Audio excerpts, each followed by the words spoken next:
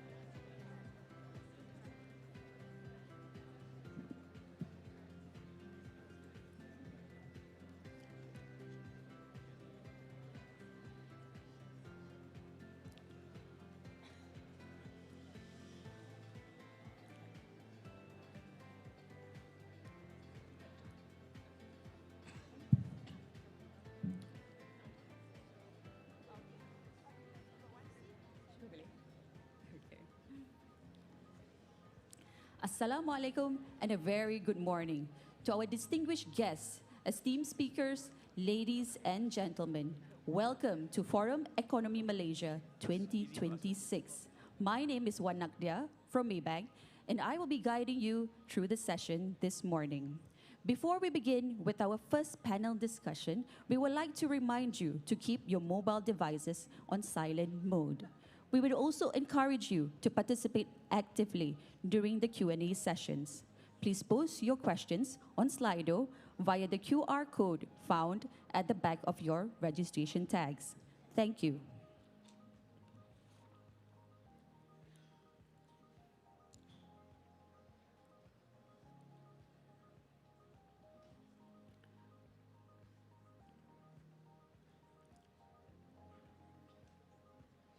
Ladies and gentlemen, we will now begin our first discussion of the day, progressing towards an AI nation. Malaysia has set a bold vision to become an AI nation by 2030. This panel will therefore unpack the strategic framework powering the upcoming National Artificial Intelligence Action Plan 2026 to 2030. Please join me in welcoming our distinguished panelists today with a round of applause. I would like to invite Mr. Lawrence Liu, Director of AI Innovation, AI Singapore.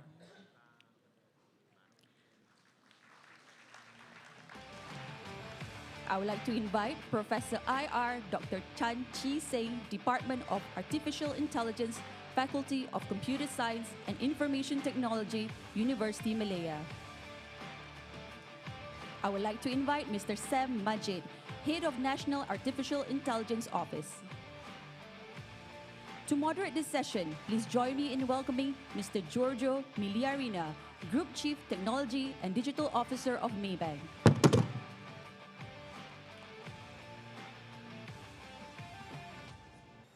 Mr. Giorgio, the stage is yours. Thank you very much, and good morning to all. Distinguished guests, ladies and gentlemen, it's a pleasure to welcome you to FEM 2026. And if you're in this room, you're clearly interested in AI. So, as we heard from the minister, there is a clear ambition for us to, and for Malaysia to have quite an ambitious 5-year plan. And within this 5-year plan, there are clear objectives for AI adoption. So today we are going to talk not too much about plans, but mainly about how to make AI adoption a reality. So we are going to talk about talent readiness, how to balance governance and innovation, and also how to ensure that we move from guidelines and frameworks into real outcomes. And by the end of the session, there will be also the opportunity for you to ask questions through Slido, and you will get a QR code on the screen in due time. Let me first take 2 minutes to introduce the panelists. To my left, Mr. Sam Majid. He's the CEO of the National Artificial Intelligence Office, and he's bringing more than 2 decades of international experience in digital transformation, innovation, and technology-driven growth. He has also earned recognition from many organizations like IDC, GovInsiders, and others, reflecting his impact in driving meaningful technology-based solutions. And his current focus is on shaping a progressive AI ecosystem for Malaysia. Then we have Mr. Lawrence Liu. Lawrence is the Director of AI Innovation at AI Singapore and one of the architects behind Singapore's AI adoption and talent programs. A visionary and serial technopreneur, he identified and introduced Singapore enterprises to Linux, high-performance computers, grid computing, cloud computing, and data science, amongst other things. He's also the author of the book AI First Nation, that is a blueprint for policymakers and organizational leaders. And being true to his role, he used AI agents to be his biographer and his ghost writer as well, so he can also share some experience out of that. And lastly, Dr. Chan Chi Seng. He's a professor at the Department of Artificial Intelligence at the University Malaya. He's a recipient of the Top Research Scientist Malaysia Award, and he's dedicated to advancing Malaysia's AI ecosystem through foundational research and responsible adoption. He contributes to the Malaysian sovereign LLM initiatives, and he's also been undersecretary at MOSTI in the past. So welcome all 3 panelists. So let me just start going back to the ambition of becoming an AI nation by 2030. And I would like to start with Sam. So what are the core objectives that Malaysia has set for AI adoption over the next 5 years? And what is the National AI Office going to do to ensure success for these plans? Thank you, Giorgio, and it's a pleasure to spend some time to share on the trajectory of where AI is going here in Malaysia. First and foremost, the National AI Office was set up December 2024. And the purpose of that is, for one, is to help shape policies around AI. And it's not just national policies, but we have also sectors that some sectors have sector leaders, and they know what they have to do, MCMC in telecoms, for example, Bank Negara Malaysia in financial. But we also have other sectors that need a bit of guidance. So National AI Office continues to engage closely with all sector leaders and ministries, and also the private sector to help understand where AI is going, because we all know AI moves really fast. Every 1 or 2 weeks or so, you hear something new coming out from the pipeline. The latest one, if you don't know, this thing called Molt Book, where AIs are talking to AIs and human cannot participate. So just observe only. So there's a lot of development happening, and therefore all this development, whether it's AI in your phone, AI in your car, and there's more and more AI in the physical form, physical AI, humanoids, they all have sector-based impact. So we know sector-based impact as in, what would AI be in social media, what would AI be in healthcare, agriculture, and so on. So policy shaping is necessary. So that's what the National AI Office does on a day-to-day basis. The other one that National AI Office do is for the last 12 months, we engage with everybody, public and private, to shape up the next 5 years trajectory, which is what we call the AI Nation 2030. How would AI be driving each of us, whether you're an individual, enterprise, government, academia? How would AI be for all of us? And collectively, where should Malaysia be in 5 years from now? For example, today, Malaysia is at the ranking of 24 in the global of AI readiness, and we obviously shouldn't be on a number 24 in 5 years. We should be going up. So, but going up means a number of smaller initiatives that all of us need to do, whether it's ministry, whether it's individual, whether it's companies. And going up also means that we need to focus on economic returns and society returns. For example, we anticipate in 5 years' time, our GDP is not just 30 to 40% coming from digital economy, but also 2 to 3% on top, powered purely by AI. So that's generally about 20 to 30 billion ringgit of GDP per year as we focus collectively on sector improvement of AI. So National AI Office, we are not big, there's only 20 of us on a day-to-day where we shape the policies either on national or sector, and we help to also produce the demand and supply when it comes to AI, and also stay close to how we should govern AI closely. So the latest effort that we are working on now is the AI governance bill, or Rang Undang-Undang Tatbik AI, which also means that how do we help everybody appreciate to govern AI effectively. And we are looking at our neighbors, Singapore and other countries that have also come up with other frameworks like the Agentic AI framework and others, and looking at other jurisdictions such as European Union that have set up the AI Act about 2 years ago, and seeing how that is being cascaded down to their citizens and governments. So I'll stop there because there's a lot of stuff that we can unpack later. Thank you. Thank you, Sam. I think that was an excellent introduction, and I think there are many themes here that we can talk about. Lawrence, I recently read some opinions from the Stanford University saying that Singapore is definitely at the forefront of adoption of AI. And you have been at the forefront in Singapore to facilitate this adoption. So what are the lessons that you have learned in your experience that would be relevant also for Malaysia in adopting our plans to become this AI nation by 2030? And what practical steps does Malaysia need to undertake to ensure that there is success for this? Again, firstly, thank you Forum Economic for inviting me here today. So I think that the setting up of the National AI Office is the first step.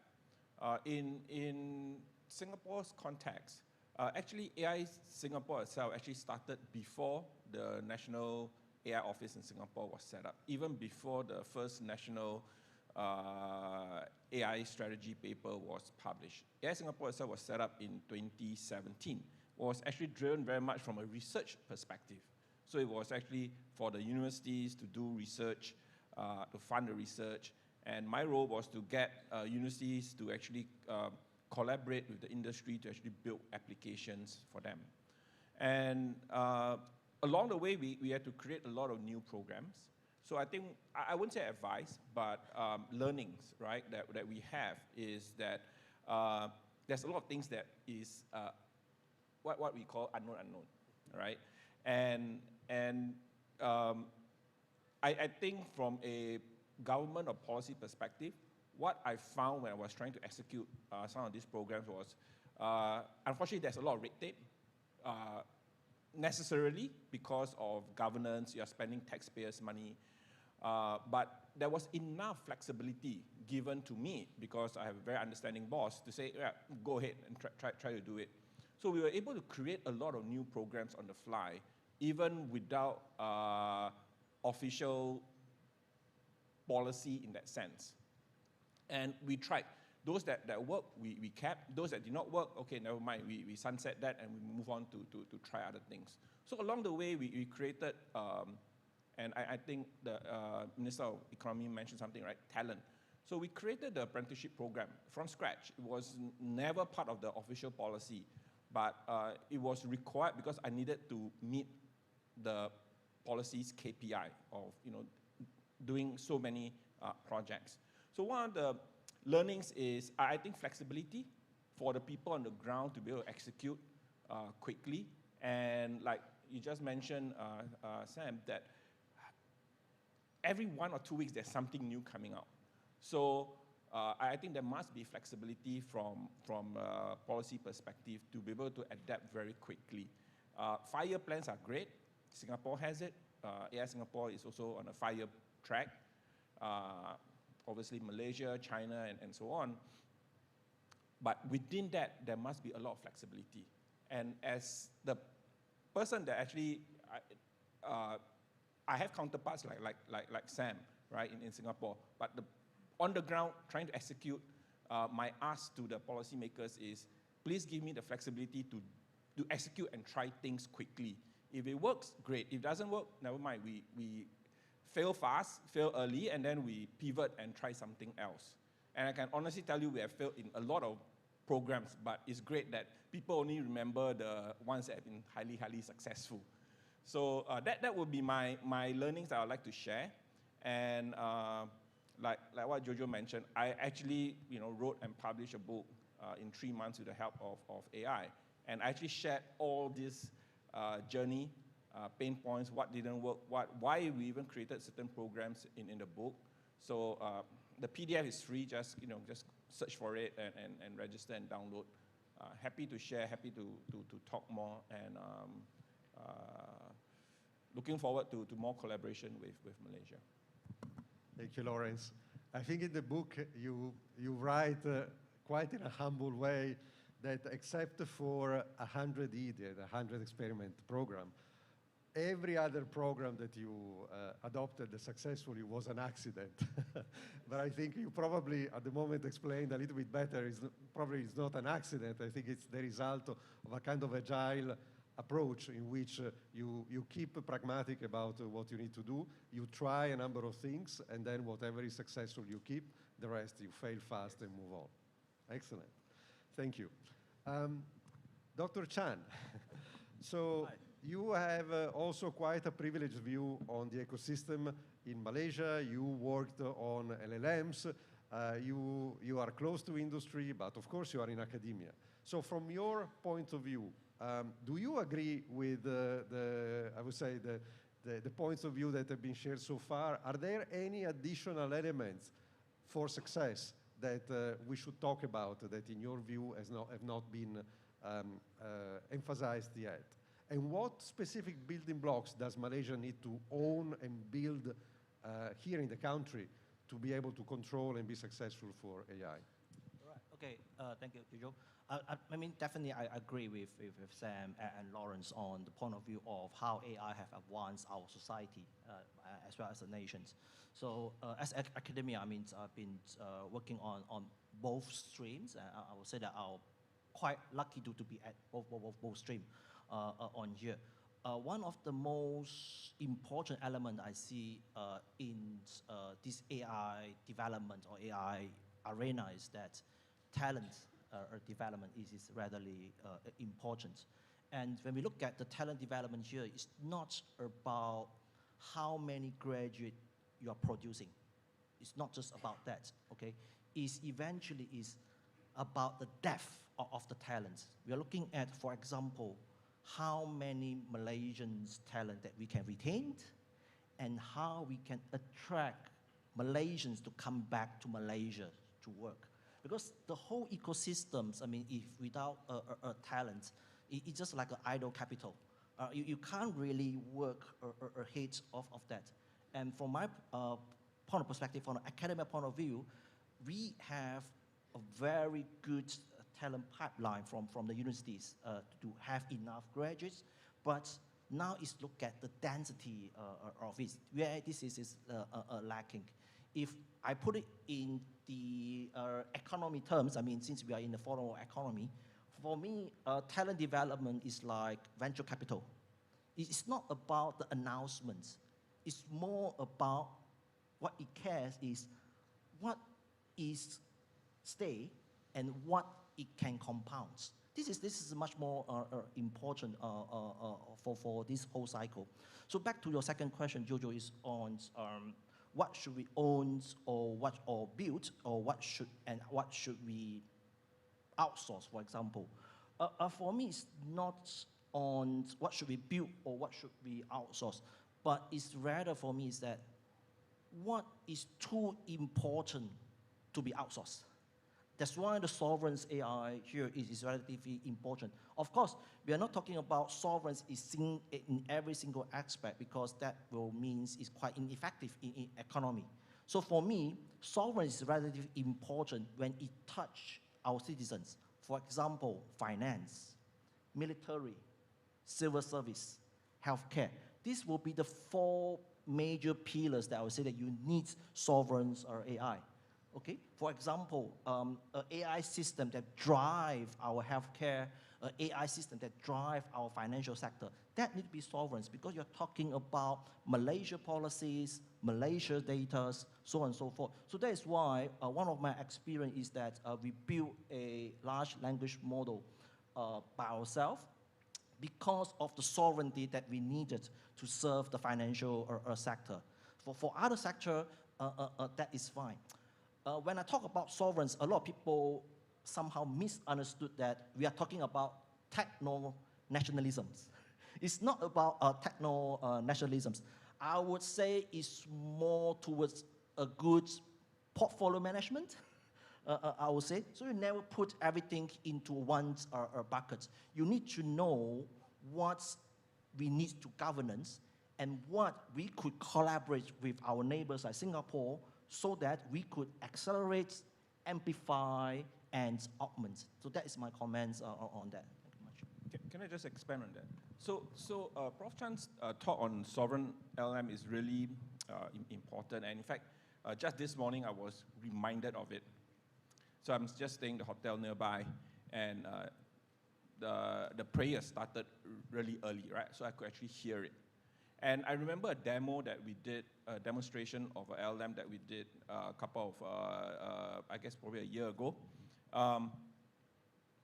where we compare AI Singapore Sea Lion, Southeast Asia Large Language Model, with Llama, with ChatGPT, and so on. And the question posed to the chat bot was, oh, I'm a tourist visiting this location. I'm woken up very early in the morning by prayers. What can I do? OpenAI, not too bad. It was say, okay, you can't do much. Just bear with it. Llama surprisingly said, politely go to the mosque and tell them to lower the volume or change the timing. Not possible, right? And obviously, Sea Lion also got it correct in the sense that, no, too bad, you can't do anything. Wear a earphone or that's it. Because of the cultural knowledge. So when you talk about sovereign AI, it's not just about being very accurate in translation of Bahasa Malaya, but the cultural aspect of that needs to be captured. And the country that's building it will be in the best position to capture that culture. So the LLMs capturing of the culture nuances, your history, your character is super, super important. If not, after 5, 10 years, all our kids will think exactly like the Westerners. Thank you for sharing that. I think it's an interesting point of view. From what you are saying, it looks like a good acid test also to navigate the kind of uncertainty that we have is to be very clear about what you cannot afford to outsource, because if something goes wrong or you cannot control the outcome, then that has a direct impact on whatever you're doing on your business. But I also imagine that there are different use cases. So some use cases will require a lot of cultural sensitivity, and therefore you need to build something that is local and reflects local realities. In other cases, even in the ones that you mentioned, for example, healthcare, I would assume that you need quite a big base of knowledge that potentially transcends the national boundaries, and therefore you potentially can take advantage of also other countries and other companies' investment for that. But let's go back to the talent part, because I think that's a key one.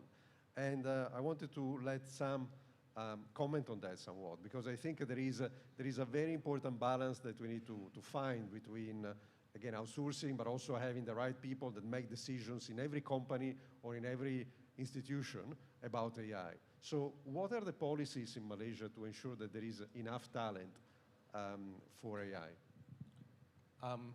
Before I dive into the talent conversation, I just want to just peel a little bit more of the two gentlemen's conversation here. I had a conversation with the professor just before we step on stage on another aspect of sovereignty, which is how sovereignty relies on the fuel for AI. The fuel for AI is data. And the fuel for AI in the AI nation is one of the 5 things: talent, data, demand, supply, investment, and governance. These are 5 different things. But going back to the data for language model, that it is important, I'm going to segue on your question. It's important for authoritative data sources, the fuel for AI, to step up. And in Bahasa Melayu example, Dewan Bahasa dan Pustaka. Dewan Bahasa dan Pustaka, and I validated with the professor just now, they have not really shared much of our official corpus with the AI players. It doesn't sound like a big deal, right? But it is a big deal, because if our official authoritative do not share in the AI fuel conversation, we have Bahasa Indonesia next door. So it means that don't be surprised when you are conversing in Bahasa Melayu, you will get Bahasa Indonesia as a response. So that's how important a national narrative and a national AI policy must be put in, because it can be as simple as data owners don't want to share, but in reality they have to. So another example is healthcare. We have seen in some countries where their AI systems are developed in-house in the country.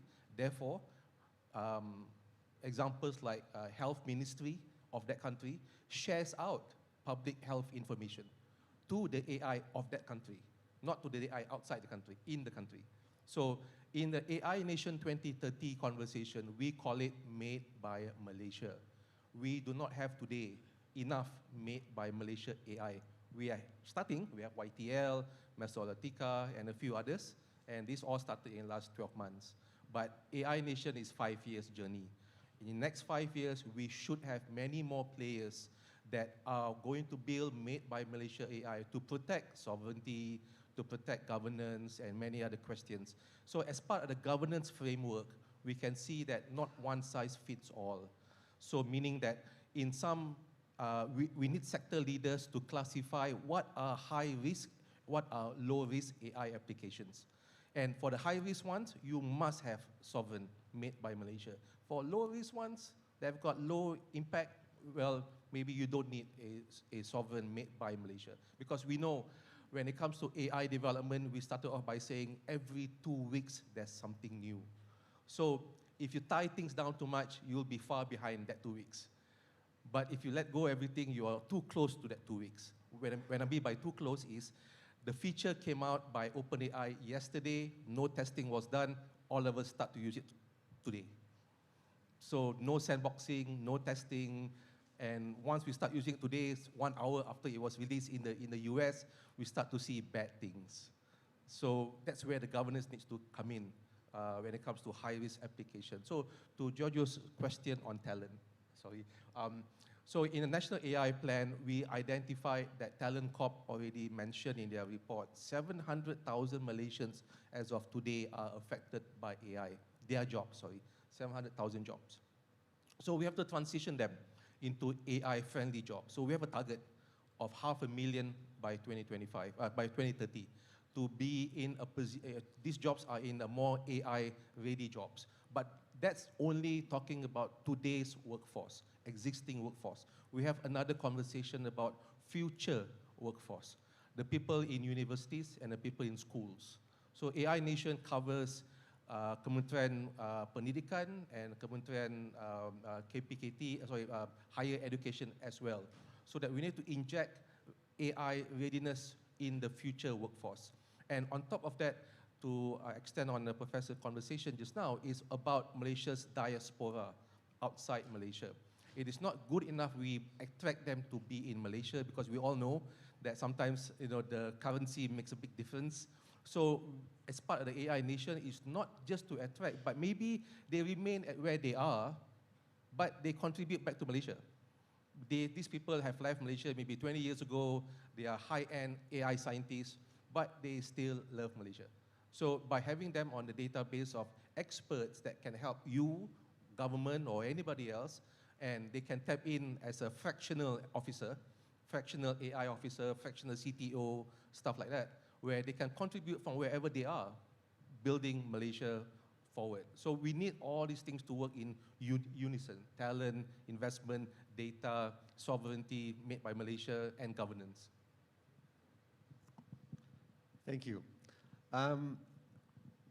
Expanding a little bit on the concept of talent and adoption of AI, I think the logos that you find here behind us are of large institutions. But we all know that the backbone of a country like Malaysia, but any country, is also made of small and medium enterprises. And the targets for AI adoption to improve productivity definitely should involve also SMBs. So what are your thoughts about how to ensure that not just the institutions with large ability to invest and to attract talent can actually benefit from AI? We heard the minister talking about also a lot of foreign direct investment in manufacturing, for example. These are very big areas that could definitely benefit from AI. But there are agriculture, and then healthcare is made also of small and medium enterprises, not just large ones. So maybe Lawrence, you can comment based on your experience in Singapore. How should SMEs be involved in this? Right. So I think I will take one step back, right? When you talk about AI talent, let's be very clear about it. The way I look at talent is this, right? You have the AI talent. These are the researchers, the AI engineers, and so on. And the reality is that these people will very unlikely, not just Malaysia, in Singapore and most countries, will very unlikely be working in the SMEs.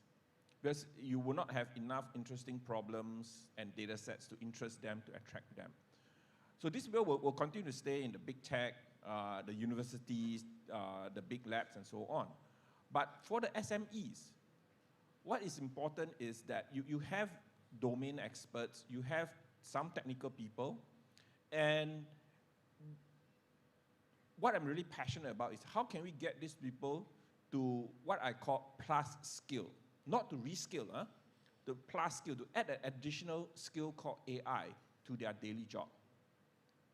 we do not want, let's say, a PMAT who is in their 35, 40 and say, oh, I want to learn Python programming, I want to learn AI and become an AI engineer. The reality is no one will hire this person. I'm just being very frank.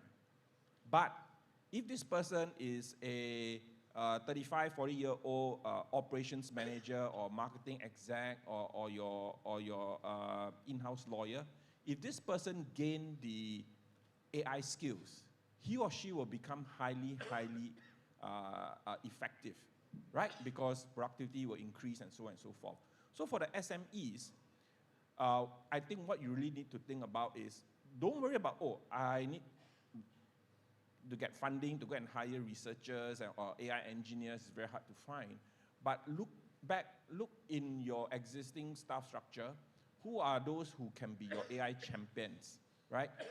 You know, encourage them to go and learn, not AI programming, but how to learn to use the AI tools that's on the market. Today you have Microsoft Office 365, you have Google Suite and so on, which already have AI embedded.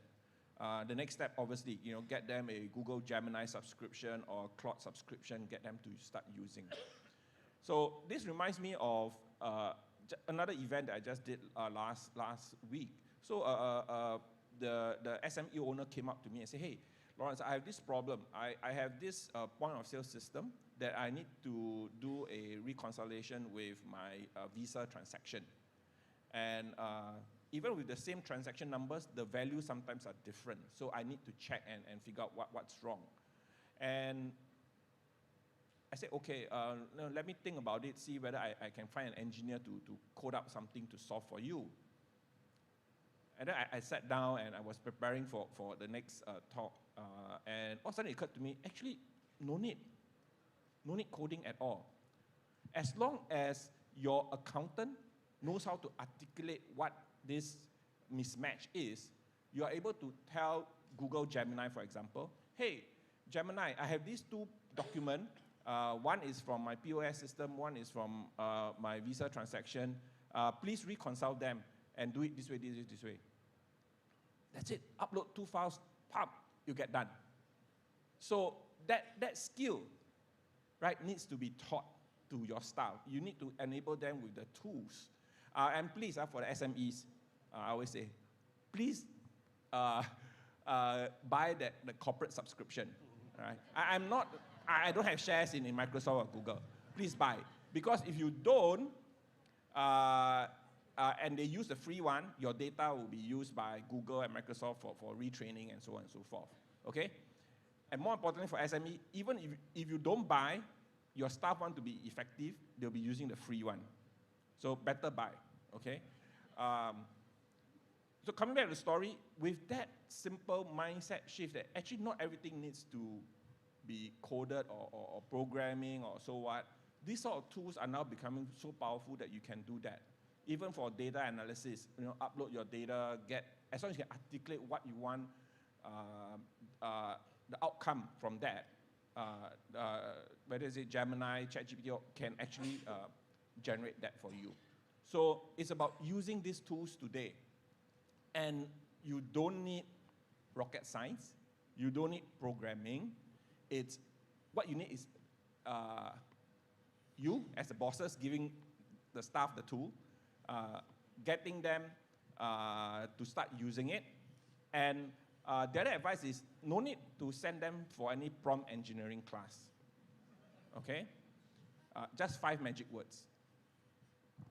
Whatever the domain they want the ChatGPT or whatever to do, add in these 5 magic words.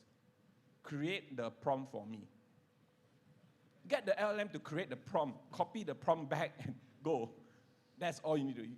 Even I cannot write better prompts than what the LLM can generate. Thank you, Lawrence. Our time has been shortened somewhat.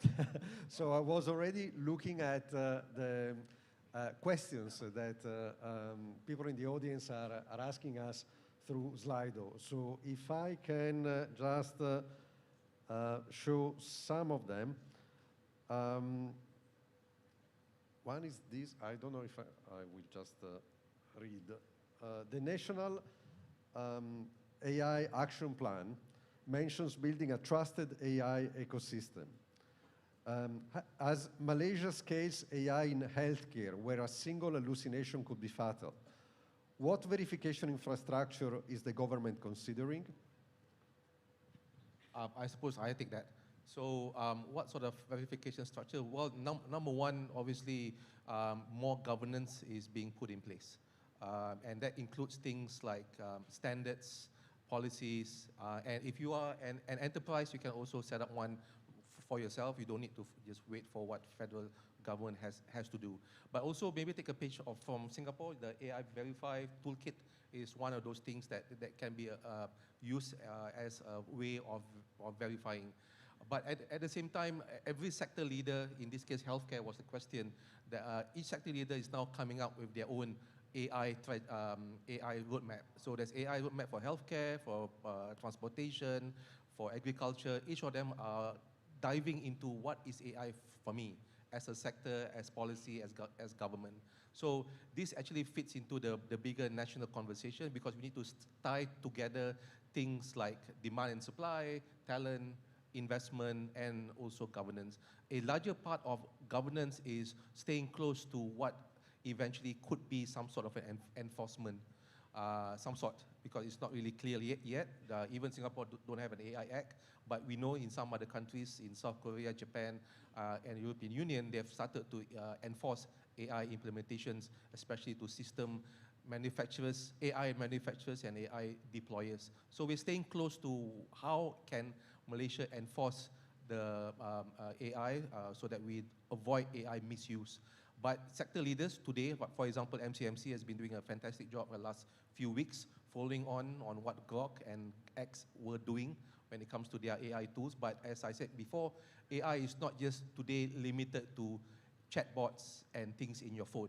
It's permeating, meaning it will be soon that you have AI powering autonomous objects like vehicles and humanoids coming to factories and in your household.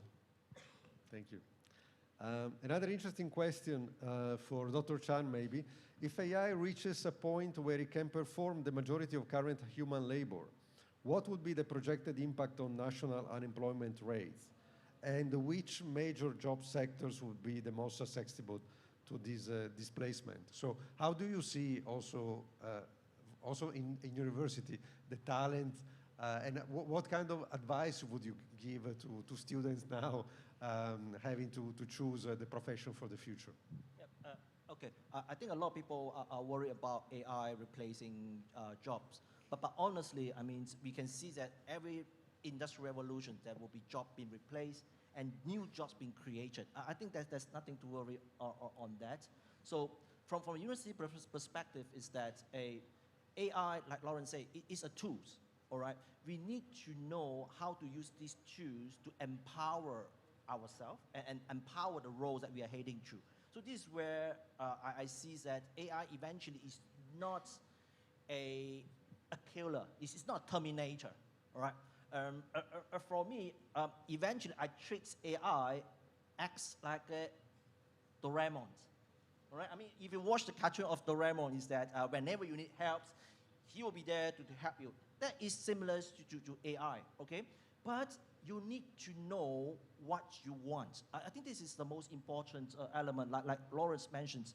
If you are an accountant, if you are an economist, please do not learn programming. That's my job. Please leave some jobs for me, all right? Okay? So what you need to do is to use your domain knowledge, okay? And then with plain English to guide the LLM or to guide the AI to assist you in your daily job. I think this is always the missing link, that we always see AI as a threat, but not as an enabler. I think AI for me is always an enabler, but for students who are out there who are looking for your next degree or next master, I would say that go with your passions, not go with the trends, all right? So it doesn't mean that you won't get a job in AI, but I would say that, like Lawrence mentioned, if you have a skill set, like for example, you have an accountant plus AI, is much more sellable that you only have AI knowledge. So that will be my message. Thank you very much. Thank you, Dr. Chan. We are at time. I just wanted to have one telegraphic answer from Lawrence. You wrote in your book that you should do first and apologize later. So should I assume that for governance of AI, there should be light governance to give a lot of freedom to innovation, or there should be a lot of very strong governance, especially for potential hallucination and fraud? Just telegraphic answer, and then we close. Yeah, definitely you need governance, and when my face when I say, do first apology, it's really executing certain programs and so on. But obviously, we are also very aware certain AI projects will have implications on human lives or society. And for those, we don't do first and apologize. We will actually say, no, we cannot approve your project. So that phase, I sort of regret putting that in now. But it's really meant to allow me to work with the policymakers to say, let me try and get things done. If cannot work, we'll pivot to something else. Excellent. Thank you very much. Thank you very much to all the panelists for this fantastic panel and discussion. And back to the MC. Thank you, panelists, for the valuable insight to shape Malaysia's aspiration to build an inclusive and sustainable AI ecosystem. We kindly invite our panelists to remain on stage for a photo session.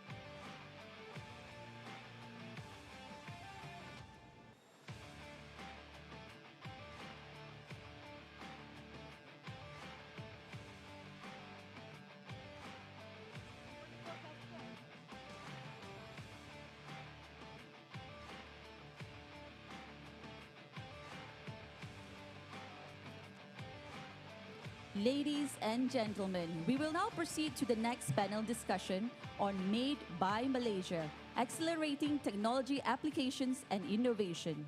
This session will explore how Malaysia can propel high-growth, high-value industries and high-impact strategic sectors under the 13th Malaysia Plan. Please join me in welcoming our esteemed panelists today with a round of applause. I would like to invite Yang Berhormat Tuan Liew Chin Tong, Deputy Minister of Finance.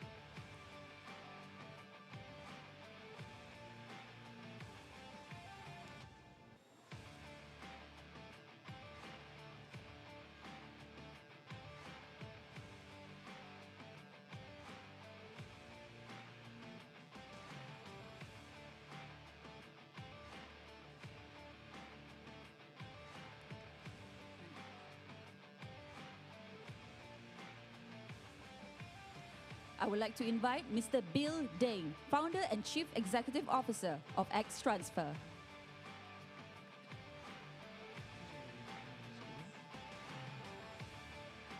Next, I would like to invite Mr. Uy Ching Liang, General Manager, Business Development of Skychip. To moderate this session, please join me in welcoming Encik Suhaimi Ilyas, Group Chief Economist of Maybank.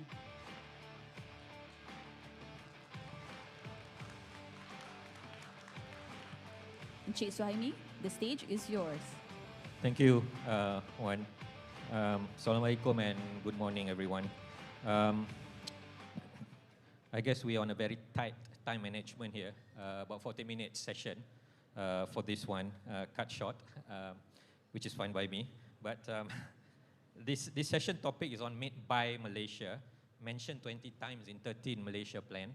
And I think in the speech by opening remark by YB Akmal this morning also, he talked about it, or at least mentioned it, made by Malaysia. So I guess it underscores the aspiration to transform or transition from made in Malaysia, which, to be fair, has been a success story following the transformation of Malaysia from commodity-based economy to manufacturing-based economy through FDI and export-driven industrialization strategies. But we are also facing growing and intense competition from products made in other countries. So in the context of raising the ceiling under Madani economy framework, and as we enter the first year of this 5-year period of 13 Malaysia Plan or RMK 13, this session is to discuss how Made by Malaysia can boost our economic growth and development, just as Made in Malaysia did previously. And I guess with our panelists today, we are going to discuss what are the ingredients in terms of must-dos and must-haves for such ambition, transition, and transformation to be successful. If I may, a key aspect or deliverable of Made by Malaysia, in my opinion, is advancing economic complexity through value creation that is based on 4 things. One is promotion of high value, high growth, high technology, high impact industries, sectors, as well as goods and services. Second is technological advancements and adoption, obviously encompassing things like automation, digitalization, and what was discussed by the earlier session, AI. Third is inculcating the culture of productivity, innovation, R&D, and fourth is scaling up our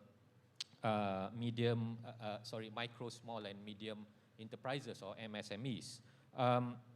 Our goal today is to look at what will actually move the needle for this Made by Malaysia ambition to be a reality. So we are very fortunate this morning to have our panelists.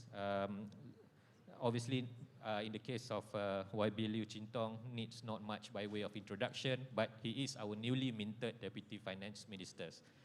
Interesting transition from his previous portfolio, but I think definitely most appropriate person to talk about Made by Malaysia topic. We also have Mr. Bill Dang, CEO and founder of X Transfers, which is a business-to-business cross-border payment specialist that provide a full-featured global payment platform based in Shanghai and they are focusing on SMEs. Last but not least is Mr. Ui Chin Liang, General Manager of Business Development at soon-to-be listed semiconductor design company Skychip. Let me start the session, I guess, with YB Liu, because I guess it's important also for us to set the stage from a perspective of policy direction and government strategies. YB, straight to the point, what must Malaysia do differently from the past for this Made by Malaysia sort of ambition to be a reality? Thank you, Suhaimi. Friends, good morning to all of you. Let me start with something slightly different. Make for whom? Make for who? Okay. We are in a different world. I'm not sure how many of us realizes that the world has shifted. The world is no longer the world that we used to imagine. Malaysia is one of those poster boys in the 90s because we were part of an American-driven supply chain. So we did very well up until the Asian financial crisis. But subsequently, China took over, and China was plugged into this supply chain that was mainly to supply to US and European market. Okay? Consumer was imagined to be in the United States and Europe, and we were part of the supply chain. But we were not doing that well because China took the lion's share for a period of 20 years. now things have changed. The world is a different world, and companies are no longer looking at just in time. Company is more driven by the consideration of just in case. So I think this, we understand all this. But I think what we have not spent enough time to understand is that the world, compared to 20 years ago or 30 years ago, has many more middle class and aspiring middle class in Asia and in Africa. And we, as a nation, will have to shift the way we think about the world. We must now imagine that in the 5, 10, 15 years ahead, we as a nation can contribute to serving consumers, not just in the United States or Europe, but also in China, India, other Asian countries, and African countries. So make for who? Make for who is a very important question when we think about made by Malaysian. So that, I think, is the overarching framework that we have to now start asking ourselves. Do we just serve as part of the supply chain of multinationals? Or we now prepare to create Malaysian companies, Malaysian multinationals, in order to serve a different world where there are Chinese middle class, there are Indian middle class, there are Asian middle class, there are African middle class. That consumer base is no longer just in Europe and the United States. So I think this is a fundamental shift that we will have to rewire how we think about the world. And that includes how we in Malaysia, particularly the Malaysian government, thinks about the world. I'm going to answer questions within an hour in Parliament on new incentive framework. The government is going to roll out the new incentive framework, which is very different from the current incentive framework. The current incentive framework was very much driven by the challenges during the 1985 economic crisis, which resulted in the 1986 Promotion of Investment Act, which has been the framework for the Malaysian government to think about investment, manufacturing, and how to create a supply chain or ecosystem, which is plugged into mainly American-driven supply chain. So I think just leave it there, that we are in a different world, we have a different consumer base to serve, and we have to do things differently, and we are moving to that direction. Thank you.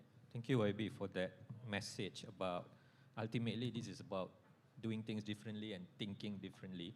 I suppose that also applies to our MSMEs, especially within the context of scaling up and be part of the global supply chain, especially in being able to make things for who that YB mentioned just now. So I want to bring Bill into this discussion because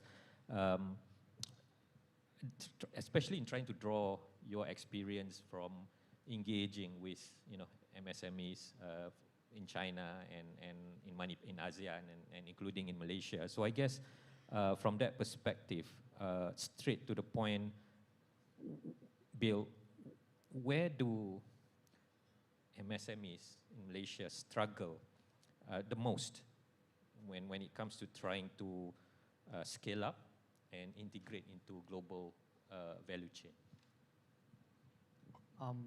So when it comes to MSME, actually we see SME has become the mainstream for cross-border manufactured goods trade already. So they are very active. For example, in China, there are 6 million SME. They are contributing more than 60% of China's exports already. And we see the industry has become more and more fragmented. And also, the size of exporters, importers are becoming smaller and smaller because the infrastructure to support them has become better and better. So even a single-person company can fly over to every country where there is a trade show, right? Where they could find their potential buyers, and they are able to provide their expertise, provide the services. So SMB, they are not active only from the China end. in terms of global supply chain. They are also very active from every one single country. So wherever we go, we talk to so many SMEs. They become a kind of a international citizens. They live in different places. They visit different places, meet people from different people, and they speak English. And they apply the same standard of global trade. So even the largest manufacturers, they have a so-called importing and exporting department. That department is normally very small, just several people.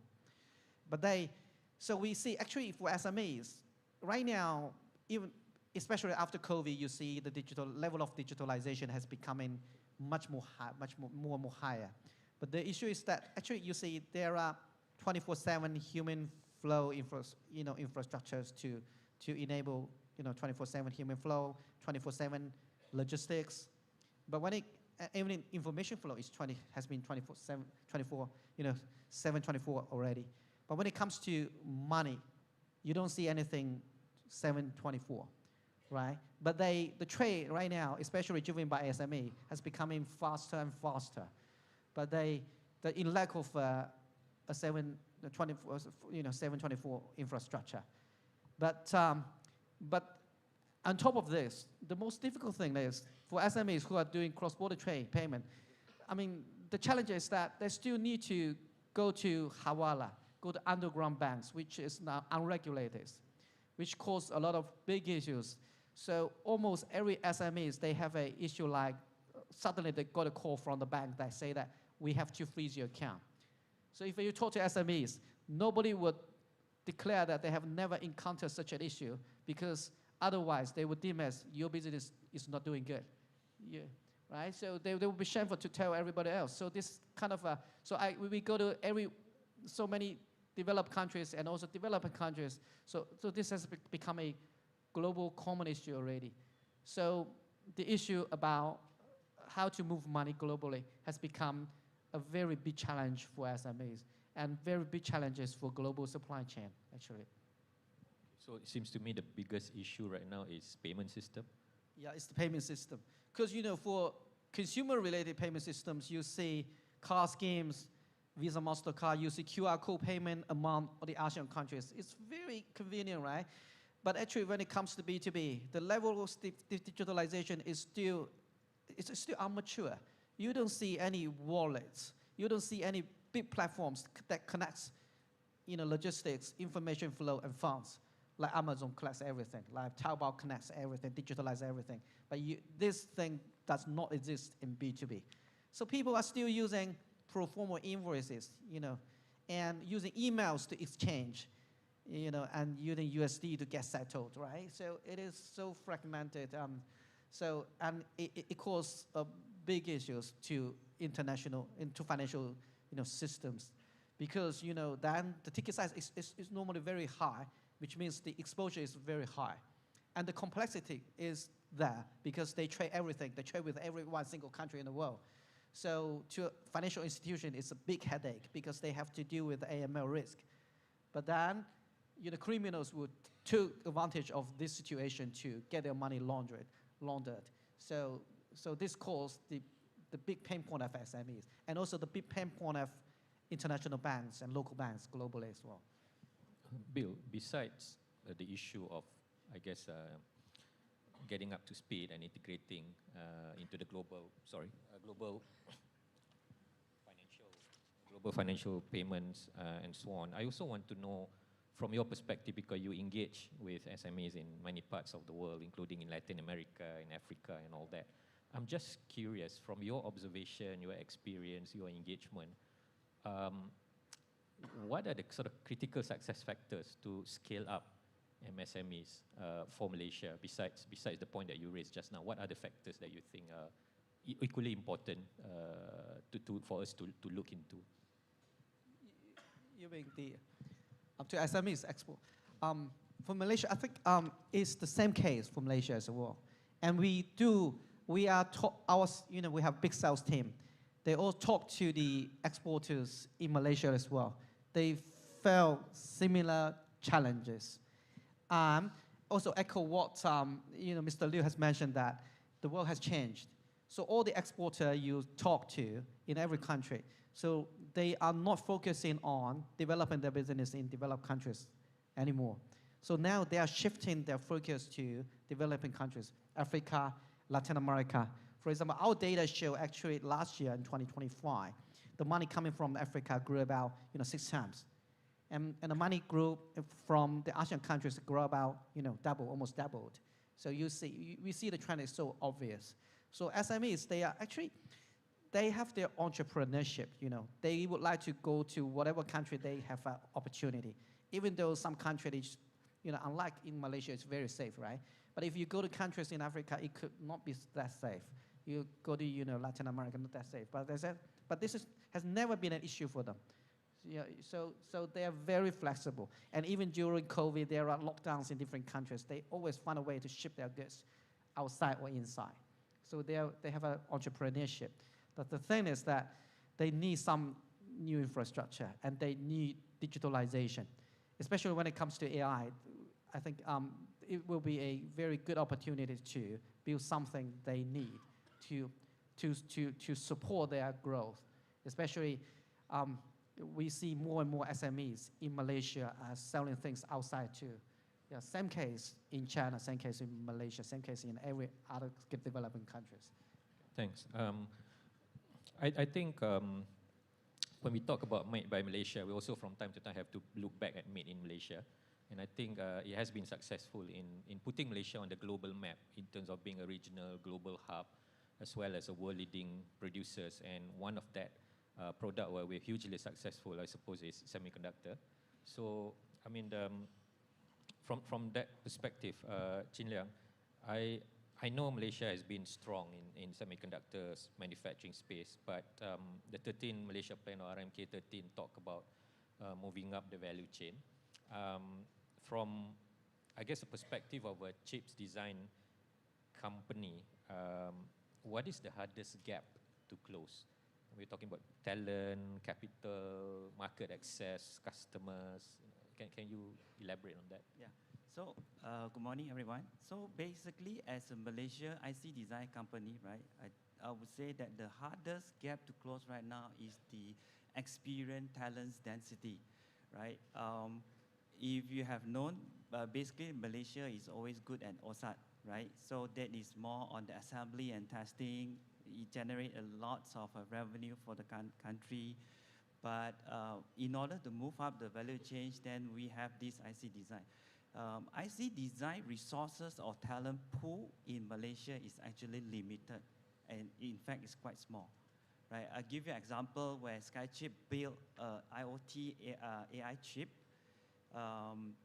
It required at least 150, if not 200 engineers.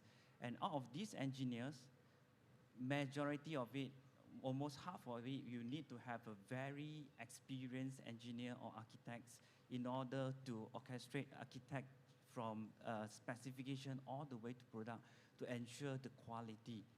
Okay, so all in all, we are lacking of the very experienced talent because how do you want to train? You want to train an engineers, it takes time. It's not like within a day or within a night you can actually build with a lot of engineers. I know that Malaysia, every year we have some electronics engineering students graduating and start to join. But they need many iterations of product cycles to pick up all the experience needed really to make what a great so-called silicon or chip. Right, so that is the so-called talent gap, experience talent gaps that we are actually lacking.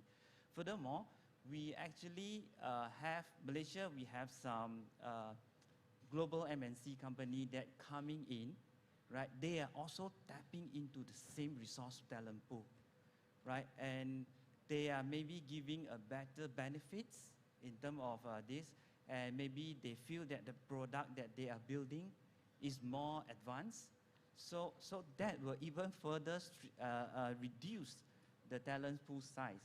So for Skychip as a local Malaysia company, getting or retaining these resources is one of the biggest gap that actually we have. Thanks, Chin Liang. And I think that's very interesting because I want to come back to YB Because obviously the issue, whether it's MSMEs, whether it's our technology-oriented sectors and all that, there are issues with regards to talent, and I guess we can also look at it from the angles of other areas like productivity, innovation. You have been at MITI.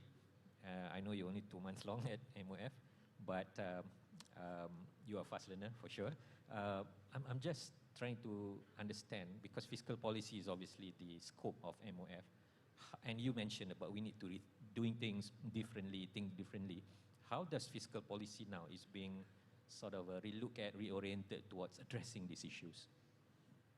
I would say that we will have to be very clear who and what sort of industry we want to incentivize.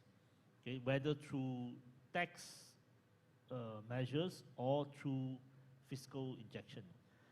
We will have to now define what sort of industry and who we want to incentivize and how to grow and for what purpose. I think purpose is important.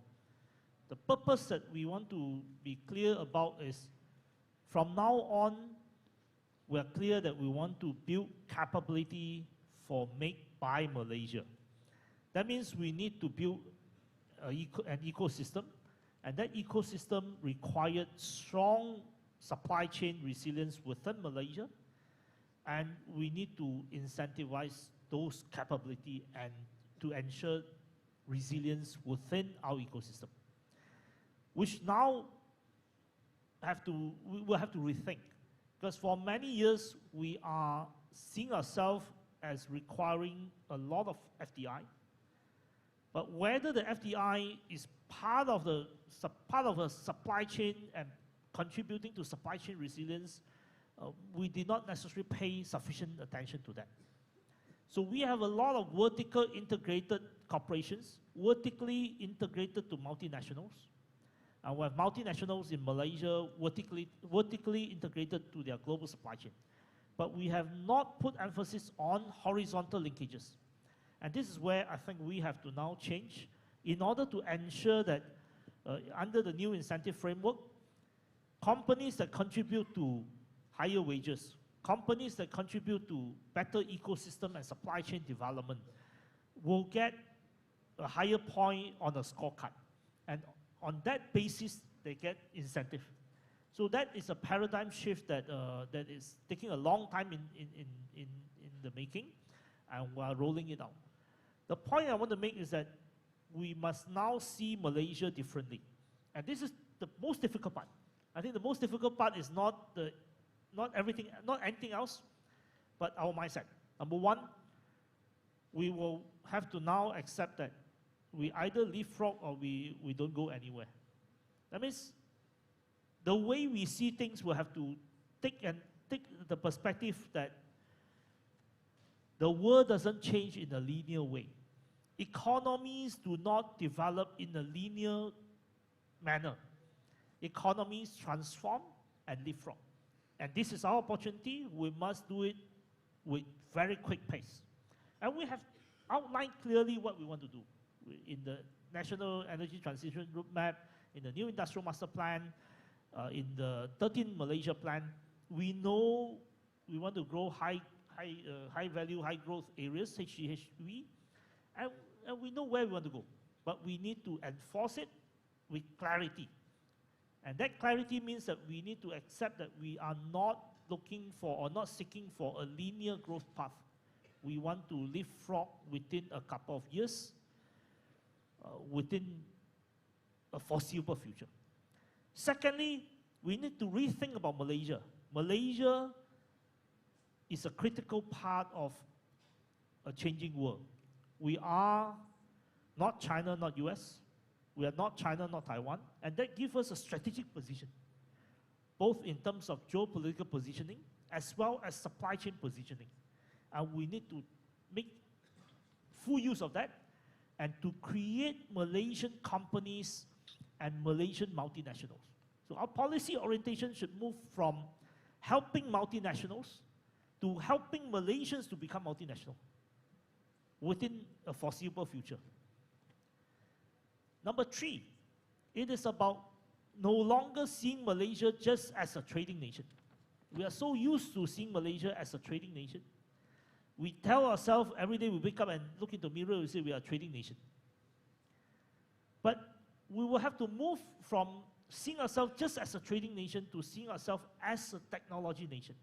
As a nation that will produce technology, and a nation that may not necessarily produces the top tech, but a formidable force in the middle tech. And I think if we can see ourselves differently, leapfrogging Malaysian multinationals and seeing ourselves as a technology nation, I think the nation will be in a very good place. Thank you, YB. That's very interesting. Obviously, when you talk about Malaysia being a technology nation, things like R&D, innovation become so important. Bill, I'm sorry, Chin Liang, R&D spending obviously exists, but I guess the challenge is always the next leg, you know, how to turn innovation into commercialization, exportables, products, global competitiveness and all that. So I think I just want to know from your perspective, what's the stumbling block here? What's the road? What's the speed bumps? What's the potholes that create the challenge towards commercialization of R&D? Because if you look at RMK 13 Malaysia Plan, there's very, I would say, transformational but challenging targets with regards to R&D spending in the economy. We want to bump it up from 1% of GDP to 2.5% of GDP. But I think what is even more interesting is we want the R&D spending in our economy to be largely driven by private sector rather than public sector. I think currently the ratio is, or the split is something like 60% public, 40% private. We want to go 70% private, 30% public, I think, when it comes to R&D spending in the economy. So what's your take about this issue of, you know, commercialization of R&D and innovation? I think right now, what I see is in Malaysia, a lot of this incentive or grant is given to, let's say, researcher in universities. They are being rewarded just up to a prototype or even just a paper or patents, and it stops there, right? But in order to bring it to actually productize the ideas or the innovations that you have, we should actually have incentive based on milestone base, right? If you are able to have a first design win, then we'll give some big incentive on that, right? That will push all these innovators actually go beyond what they are currently doing right now. So that's the reason why you see that most of it is stay in the public and is not the private, right? For private, like Skychip, we actually managed to hire a team of very experienced. We put all our own, but we sustain on our own revenues, right? So we are more on that. The second thing I would say is maybe the IP policy sometimes is favor universities, right? So where, let's say, a private sector, they want to license whatever the ideas that this one and bring it to product commercialization. They face a big, how to say, they don't really have the motivation to productize it because maybe of the ROI. Bringing an idea to a product actually require a significant effort, right? From proving that your things is working, you need to go through a lot of validations and then qualifications in order to bring it up. A lot of it actually is significant effort, resources need to pour in order to make it happen. But maybe because of the ROI is not there, so the private sector reluctant or don't really have that motivation to move many good ideas that came out from Malaysia to an actual product in the market. Thanks, Chin Liang. I want to take the opportunity to take or field some questions that are coming in from the floors through Slido, and just sort of a quick reminder to others who want to pose questions but also not sure how to do it. At the back of your tag here is actually, there is a QR code for access into Slido and to post your questions. The first questions that I want to take here is maybe relevant to Bill.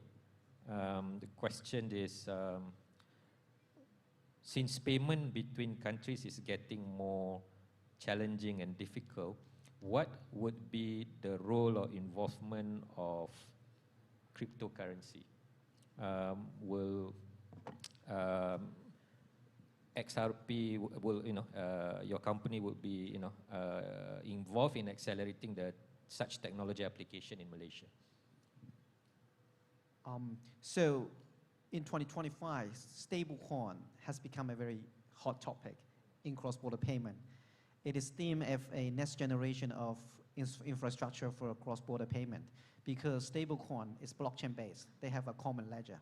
So they could connect the sender and receiver together. And most importantly, it's it's much easier to share data between the sender and receiver. The travel rule could be, could be applied. Money doesn't have to go to different intermediaries like cross-border bank, who do not have a full suite of data because they need data to do AML check, right? So the stablecoin infrastructure seem to have shown the potential. So whenever I talk to different people, I always encourage them to just install a Web3 wallet, which they could get a blockchain address within 1 minute. And then I can send them like $10 within a second. The fee is almost zero, right? So the value add is there. So the industry or the people believe this will be, the next big thing. But still, it is in a very early stage. And still, the challenge is still AML. Because we are looking forward to a scenario that maybe in 5 years, every one country, they regulated this industry. So every operator need to get a license, need to apply all the AML rules, right? And when that year comes, and this is the end game for stablecoin. This is a very good world.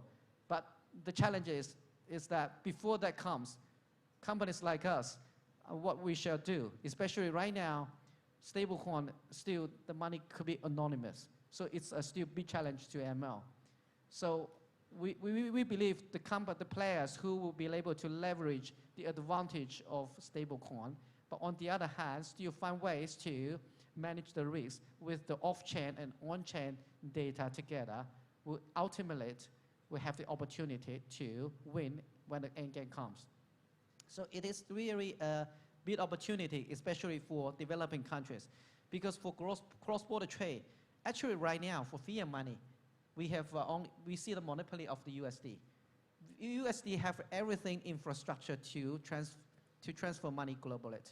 For example, the ringgit, you don't see you could transfer ringgit to China or to African countries, right? But with the stable coin, because this is a new infrastructure, which means all the central bank right now are on the same level of, in terms of readiness. You could encourage people to use ringgit to transfer globally.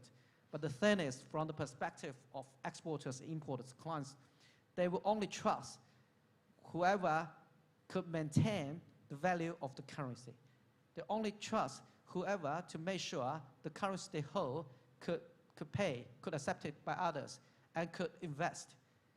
So, but the good news for us is that for every one developing countries, then we have the same good level of infrastructure in terms of international payment, just like the USD. But still, if we are able to make sure we are, not printing so much money as the US or as other governments, and then eventually we will be adopted by more users, right? Because then actually the central bank will face a competitor, not only other central bank, but maybe still, they will have a tokenized, like, gold, tokenized gold, and, gold has also the power and could be then used for the importers to trade globally, just like what happened before, like the 1970s, right? So it's both a challenge and also opportunity for everyone, actually. So in your opinion, the issue of there being sort of multiple payment system and platforms is not really an issue, is actually an opportunity, despite the fact that, I'm also seeing things like there is also this within ASEAN efforts to encourage settlement in local currencies between SMEs in ASEAN countries and so on, because all this is a reflection of geopolitical situation, technological advancement, and so on. Yeah, it will be we'll be in a better position. Yeah, but the challenge is still there, because especially when it comes to developing countries, if we allow stable coin to exist, to make it legal, but what if people in our country will only always need to move money out, then we will lose control.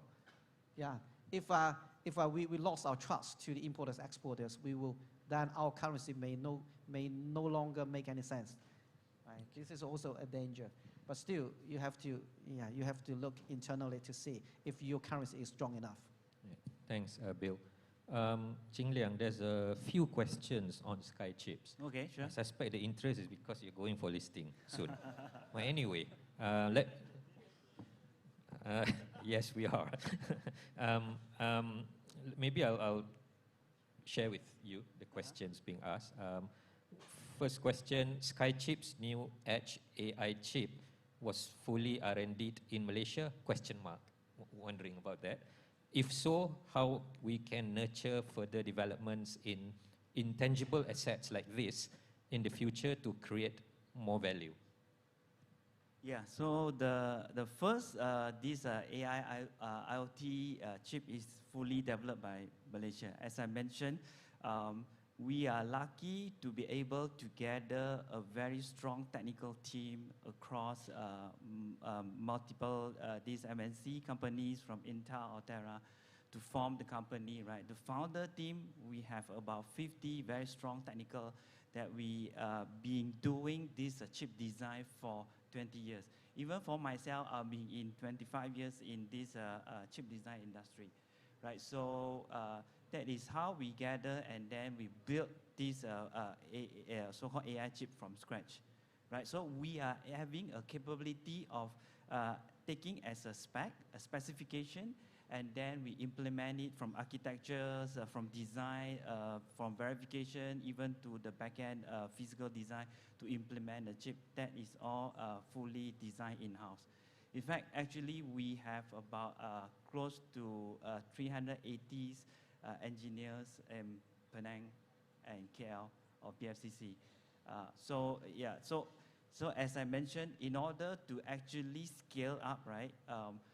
As I mentioned earlier, talent is one of the very important factor. Right now, capital can be injected by help by a government or investor, but talent is the one that we need to build, and it can't be built overnight, right? Even we already start to looking outside of Malaysia for experienced talents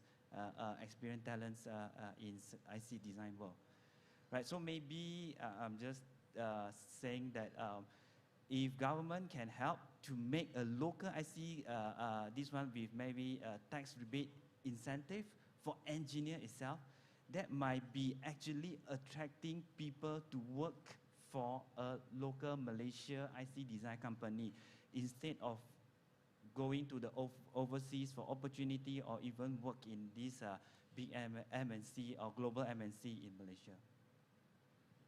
Thanks, Chin Liang. YB, there's one question here.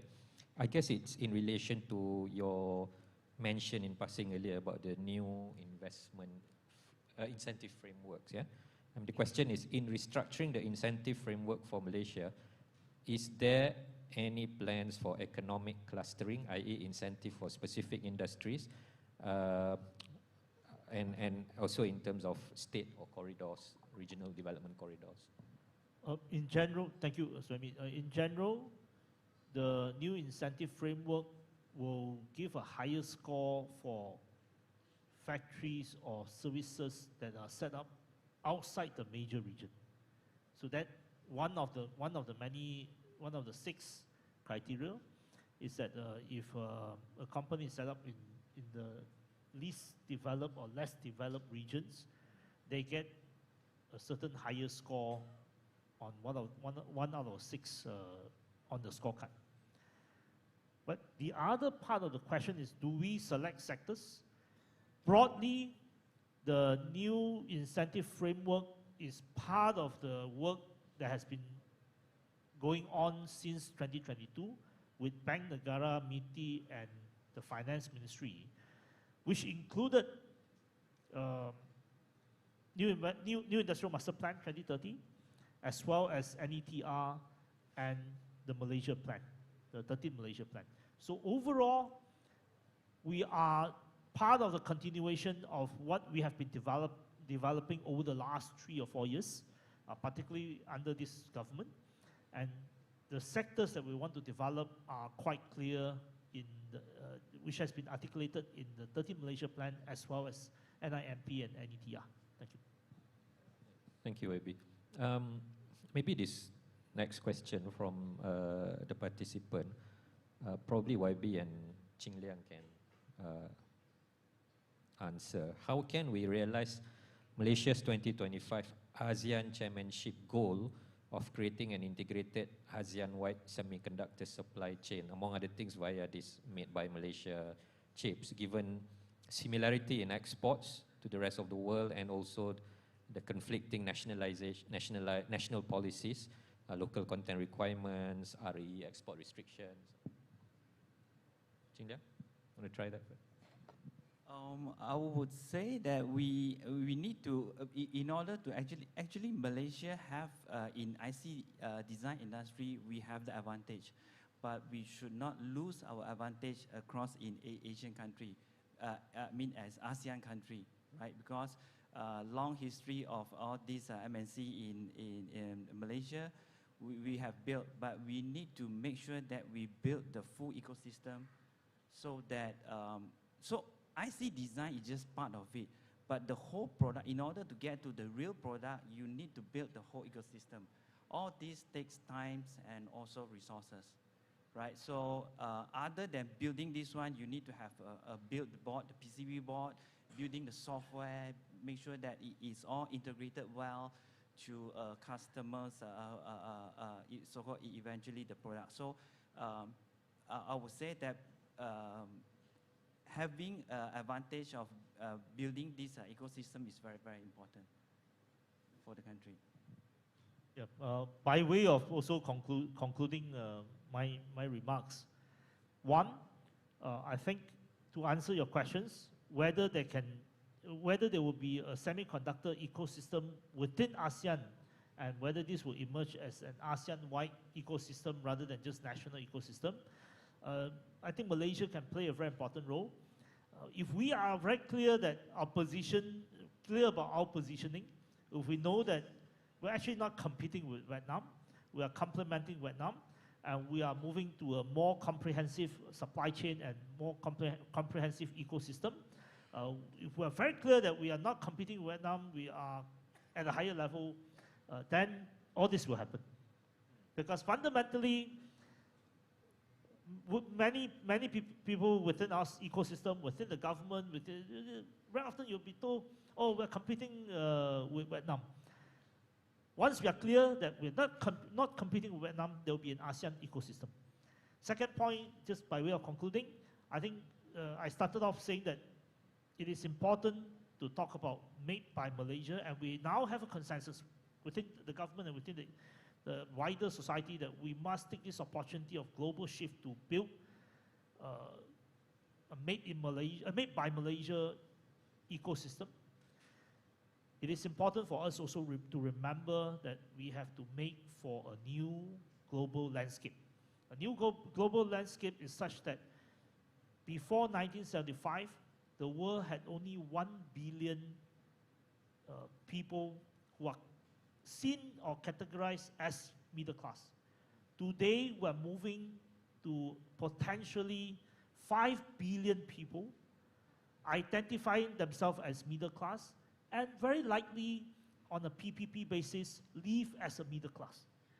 Maybe not necessarily by currency, by US dollar level, but by PPP level, by their own perception and aspiration. We're dealing with a world that has 5 billion middle class. So we have to now rethink who we are making things for. Thank you. Thank you, Webby. I also noticed from the list of questions in Slido here, there's interest about this agreement that Malaysia signed with ARM, UK IP companies. I guess that was signed like almost a year ago, back in March 2025. Since then, there has been a bit of a radio silence on that. So I guess the question is really about an update, and also in particular, how can local, chip companies like Skychip can benefit from the tie-up.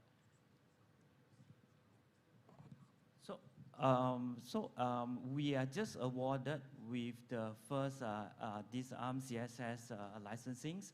So we will take that whole suits of IPs and then we will put it into a chip. But again, this required time to actually implement, to design and implement into this one.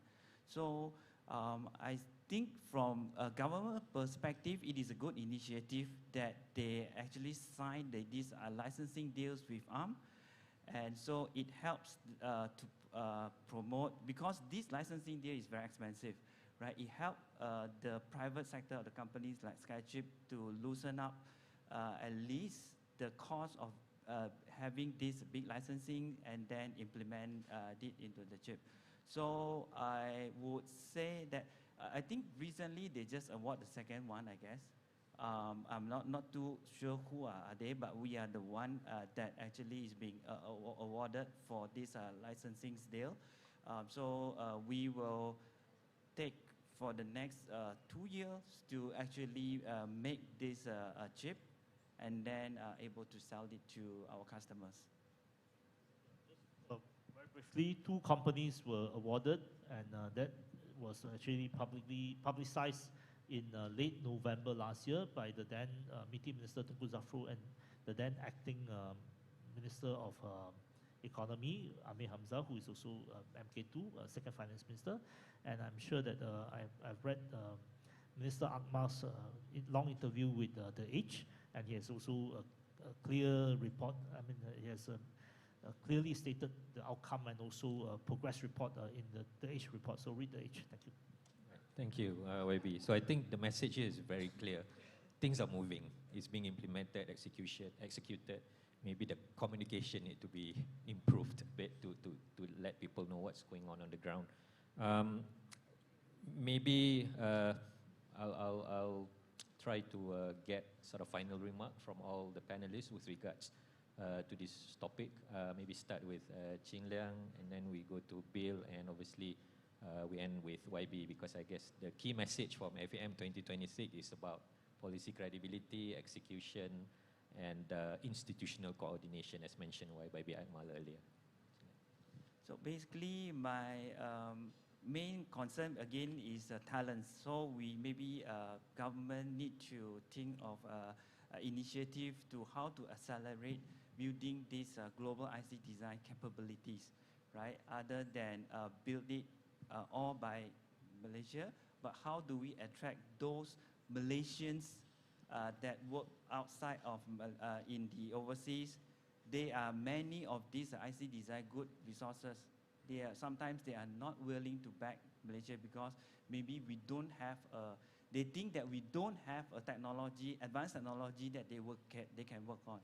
So this again, talents accelerations is definitely important. Bill? I think in 2026, it will see a year that we see explosion of AI agents. We have the large language model AI as the brand for 3 years already, but we'll start it to have the bodies, have the hands, and for the foots. And actually internally, we use AI quite a lot already.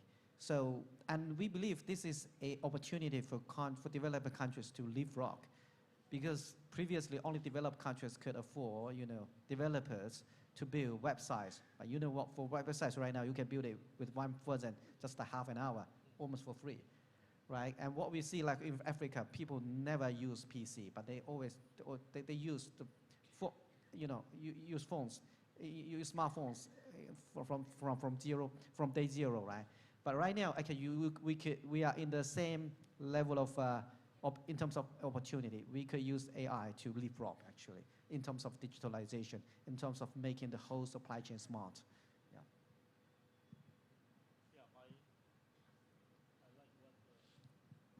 I like what Bill say. The point is, we must now not see economic development in a linear manner. We must be prepared to leapfrog and do it fast, do it in the next couple of years. Thank you, YB, Chin Liang, for being with us this morning. Bill, for coming all the way from Shanghai. And a round of applause for our panelists. Thank you again. Thank you, esteemed panelists, for your perspectives shared on advancing high-growth, high-value industries and strengthening Malaysia's economic complexity. We kindly invite our panelists to remain on stage for a photo session.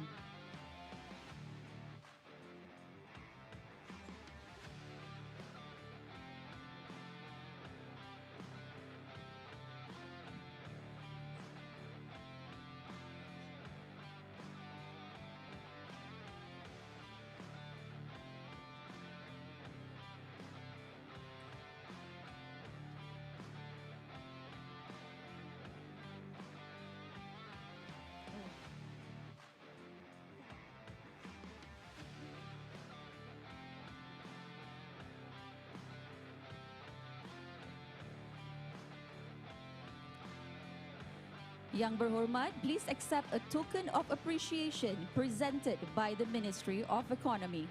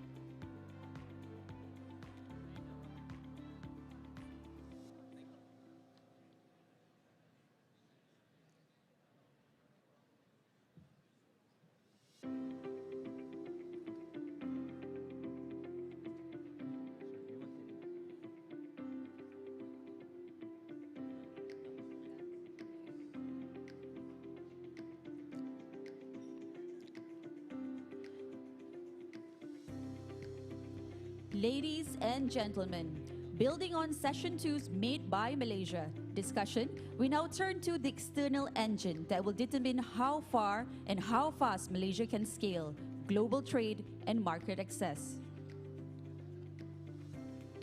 Welcome to Session 3 on Trade and Investment Strategies for Diversification and Global Market Expansion. Please join me in welcoming our esteemed panelists today with a round of applause. I would like to invite Yang Berbahagia Datuk Mastura Ahmad Mustafa, Deputy Secretary General Trade, Ministry of International Trade and Industry.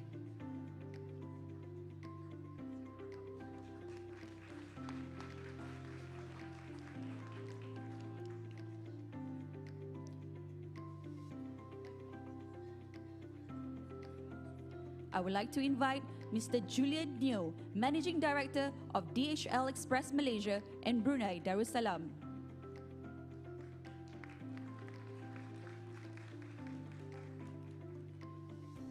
I would like to invite Yang Berbahagia Datuk Kong Lin Long, Treasurer General of the Associated Chinese Chambers of Commerce and Industry of Malaysia.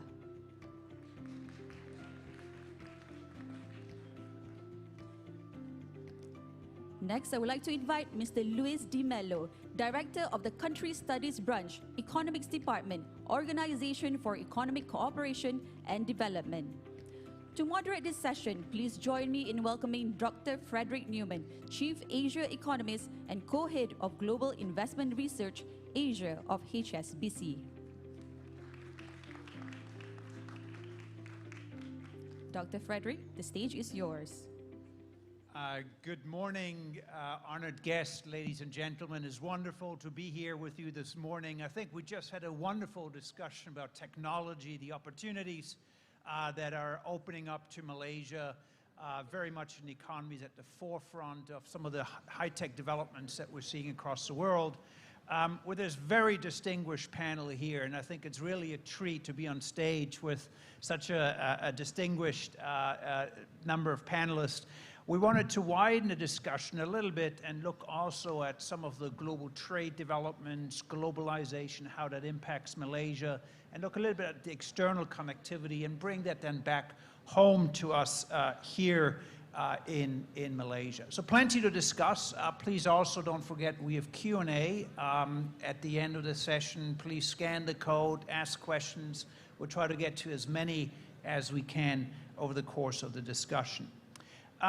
Maybe we'll just jump right in. You know, we have, of course, very distinguished a panel. Dr. Mastura, you're really in charge of trade policy in Malaysia, or you're the brains behind a lot of the trade negotiations, the trade strategy for Malaysia.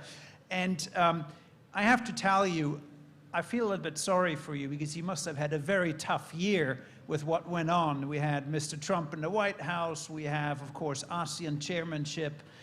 There's a lot of uncertainty, really, and Malaysia is so trade dependent.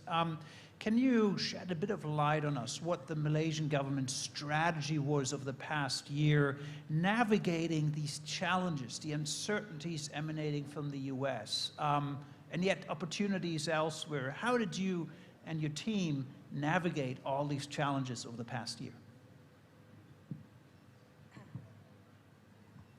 Thank you for for the introductions as well as the sympathy that you expressed to me. I treated it as something that challenged me, and I grew quite faster because of all the challenges that we faced last year. So when people ask about government strategy, people thought that Malaysia is actually reacting to what happened globally. So actually we are not reacting, we are repositioning ourselves. We are trying to turning this global uncertainty into a long-term opportunities for Malaysia. So we maintain our positions, our approach as a neutral countries. We won't take sides. Actually, we are not in the positions to take sides. Because if you look at US, the US is our main export market as well as source of FDI. While China is our largest trading partner. And even though we are actually experience trade deficit with China, they are so close to Malaysia. So we can't afford to actually, in a way, upset China. So that's why we maintain our neutrality, even though it's difficult to maneuver our way, but we have our strategy to address this. But at the same time, we engage US, we engage China. At the same time, we continue aggressively diversify our export market. So I guess everybody aware that currently we are implementing 17 FTAs. Last year, we signed 2 FTAs and concluded 1 FTA negotiations. We signed with UAE, bilateral FTAs, and enforced it in October last year. With European Free Trade Area, MIPA, we signed it last year in June, but it has yet to be ratified. And we also concluded our negotiations with Korea, our bilateral FTA.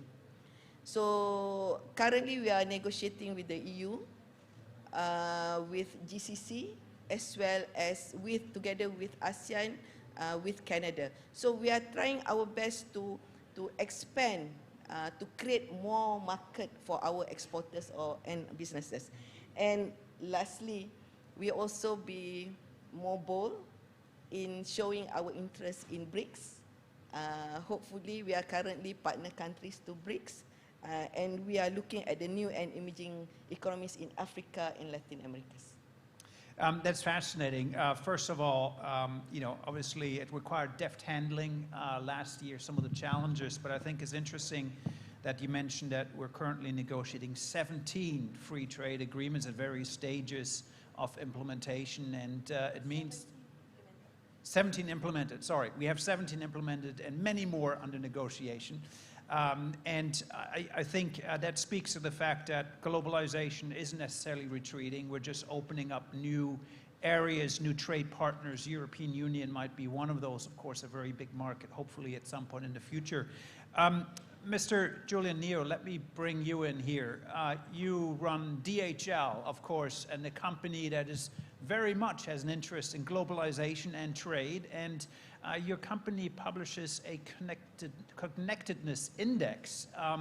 And can you shed some light what this index, this survey is telling you, the latest results, and also how you look at some of the trade challenges of past years? Trade globally retreated. What's going on in terms of global trade outlook? Thanks, Frederick. Morning, everyone. In short, I think Trump was good for business last year. Anyway, trade barriers do not serve the world's best interest, right? So we launched the DHL Connectedness Index in Q3 last year. And although tariff sort of prompted a lot of companies to forecast downwards, but if you look at, when we look at data, global trade is still projected to grow 2.5%. Obviously, it was much better stronger for Malaysia. It's still projected to grow 2.5% from 2025 to 2029, really matching the annualized growth rate that we have seen the last decade. So that was an important point for us to take. Global trade in goods, yeah, I mean the services and goods. Global trade in goods grew faster for the first half of 2025 than in any half a year since 2010. Yeah, since 2010. Excluding the pandemic rebound, the years of the COVID, obviously we saw huge peaks then. US imports surged in early 2025 because buyers were rushing front-loading purchases before the tariff came into place. China had a 15% drop in exports to the US in the first 8 months of 2025, but that was compensated by increase of 15% exports into ASEAN, right? So bringing this down, investment track record shows a bit of mixed signals, but there were no fixed pattern of companies redirecting investment from foreign to domestic. Yeah. There was some deferment of mid-size to large-size investments in Q2 2025. That was the third observation. And did global trade become more regional? Actually, no. The average distance of traded goods travel actually rose by 15% to an average of 5,000 kilometers during the first half of 2025. So bringing this back to Malaysia, right? So the Global Connectedness Index ranked Malaysia on the 26th, right? 26th ranking of all the 181 economies, and it's ranked third in Asia Pacific. So that is attributed to two main things. One is the trade flows of both export and import, of both goods and services. And secondly, it's attributed by the increase in FDIs and DDIs, which is the domestic investment. So in the DHL world, we have identified 20 high growth countries or markets or nations, and Malaysia is proud to be there. Yeah, I'm proud to be there as one of the 20 high growth nations. Three criteria to be identified as high growth. One is obviously the benefit of the geographic tailwinds from the China plus one, China plus X. So that's the first one. Second one is the increase in FDIs and DDIs. And third would be nearshoring, friendshoring, and offshoring to markets closer to you, or driven by costs. So those are the few main observations that we have gathered from the Global Connectedness Index. That's very interesting. I think the index really brings home that trade is still expanding at a very rapid pace, despite all the noise about geopolitics and protectionism. The world demands goods, and Malaysia, as you say, is one of the key economies well positioned to tap into this. Dr. De Mello, maybe I can bring you in here, an OECD expert economist based in Paris, but you, among all your economists, you also are an expert on Malaysia. You've worked on Malaysia. Can you put a little bit into perspective for us how Malaysia has really in the last 10 years or so moved up the value-added chain, become such a competitive force? What have we essentially gotten right in Malaysia, and how would you compare Malaysia perhaps with some of its peers, just from an economic perspective?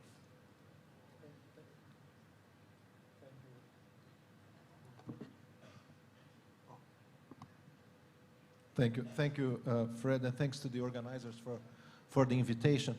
This is indeed a fascinating topic for discussion today. I just would like, Fred, to piggyback on what was said before about trade and the importance of trade.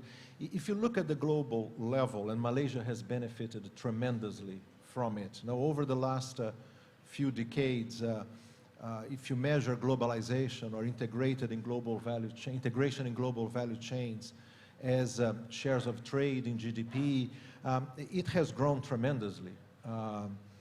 Since the mid-90s, I would say that, you know, around the world, and that has been the case, the trend in Malaysia as well. That has allowed the country to grow faster, to sustain growth, to sustain productivity developments, to sustain the type of pace of expansion and improvement in living standards. That is what Malaysians aspire for in the future.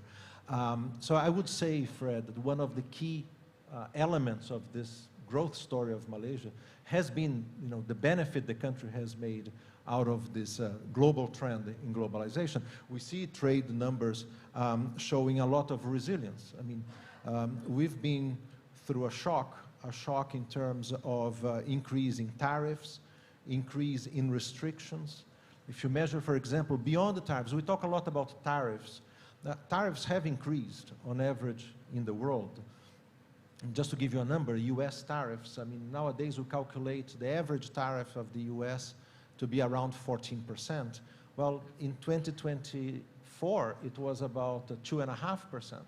So it is an increase. But beyond the tariffs, if you look at restrictions on imports at the level of a G20, not only one country, but a group of countries, it has increased tremendously. Now those trade restrictions affect something like 17% of world trade. Before the pandemic, it was about 4% of world trade. So those are shocks that are not negligible, and economies as open as Malaysia to trade are facing that, but they are also being extremely resilient. You know, Malaysia has been growing over the last 2 years by 5% per year on average. So we are sometimes very surprised, the analysts are very surprised to see how the global economy has been so resilient. And there are reasons for that. Perhaps we've underestimated the strength of those linkages that have been built over the years. What is important, and I'll end with this, Fred, is that trade has been to Malaysia, as to many of the countries in the world that are so open to trade, are very important drivers of productivity. And economies grow in the longer term on the basis of productivity growth. We talk a lot about investment, about employment. Those are extremely important. But what drives growth over longer periods of time is productivity enhancement. Malaysia compares very favorably with the regional peers in terms of levels of productivity. But the growth rate hasn't been as high as many analysts would expect. So it's important to make sure that, and we heard from Dr. Mastura, all the measures that are being put in place in Malaysia to make sure that further integration, despite a very turbulent environment, can continue to lead to those improvements in productivity, which is what will drive Malaysian growth over time and allow the country to reach the levels of standards of living it wants to have in the medium term. So Fred, to go back to your question, yeah, trade openness, the ability to attract investment, the ability to create an environment for businesses that are conducive to investment, both foreign but also domestic, that's part of the success story of Malaysia. There is more that needs to be done. Hope we'll come back to some of those points. But the journey so far has been one that many countries can look at and see as a very interesting model of growth to be followed. Thank you. You described really Malaysia's success story as partly being derived from openness, openness on trade connectivity, inviting and investment. But Dr. Kong, I want to bring you in here because you're really a representative of maybe some of the smaller, medium-sized enterprises in Malaysia. And you know, to what extent is what you hear here, the great success on trade, the great success on openness, on foreign investment, how much is that really benefiting the small and medium-sized enterprises in Malaysia? And is there a bit of a disconnect, perhaps, for a team, what you see in the SME sector versus what the big guys really are benefiting from all this trade and global investment? How do you view that sector? Yeah, thank you. Thank you for your questions. Look at this, there's a policymaker talking about free trade agreements, and then like DHL big companies benefit from the globalizations. I think the Malaysia SME, I think it's stuck in between. It's stuck in between. Why? Is globalization, is it a benefit to the Malaysia SME? I should say yes, the net positive. Why? Because let's say a lot of big company, MNC comes to Malaysia. Malaysia SME can be a satellite. I use the term satellite industry, satellite supply chain of the MNC, yes. But if the globalizations attracted all these MNC comes to Malaysia, they don't use the Malaysia products, Malaysia SME produce all the product or services, I think it is still down to the drain. But first of all, I think the benefit for the SME, I think is outweigh the negative, definitely. Because the big company, when they come to Malaysia, definitely they need to use Malaysia, for instance, the logistic services like DHL, but make sure you use a smaller SME DHL to benefit the SME, you know. Otherwise, all the big companies will be benefited. And then, for instance, they use a service, professional service, legal service, accounting services. They use a local one. Hopefully, they don't bring the foreigners and comes and serve them, you know. I think all these things will benefit. Secondly, the transfer of the technology, especially transfer of technology. As a policymaker, MITI always mentions, they will encourage a lot of Malaysia go for automations. I think automation is an answer, but the globalizations, big company comes to Malaysia, they definitely will, I should call it inverted comma, teaching the Malaysia SME to how to make it better processes. As you mentioned, doctor, the productivity higher. Otherwise, I wouldn't buy your products. Yes, I think Malaysia SME will benefit from that kind of a sense. But again, Malaysia SME really, why I say stuck in between, they are neither big or small. You look at Malaysia tax collections, the direct tax collections, all these years, not even over 200 billion Malaysia ringgit. Why? Because tax is on the profit, never on the cash flow. The Malaysian SME profit margin is getting tiny and tiny. They say that it's a small or tiny profit margin. I will say that it's a nano profit margin. Small until you can't see, Nano profit margin, I use these terms, So you look at this, when the SME, they couldn't make profit, when they go to the bank, they ask the bank, oh, you are from Hong Kong and Shanghai Bank, so pardon me then. They ask the bank, can I have some fund, loan for my automations or AI? I think the bank say, there's a door, you please go out. That is the conservative of the banking in Malaysia, but Malaysia government tries to help. Like we got CGC, corporate guarantee, SJPP, a guarantee to help the SME. But these globalizations also will make the SME in the negative path, the challenges. The challenges of the talent, the challenges of the productivity.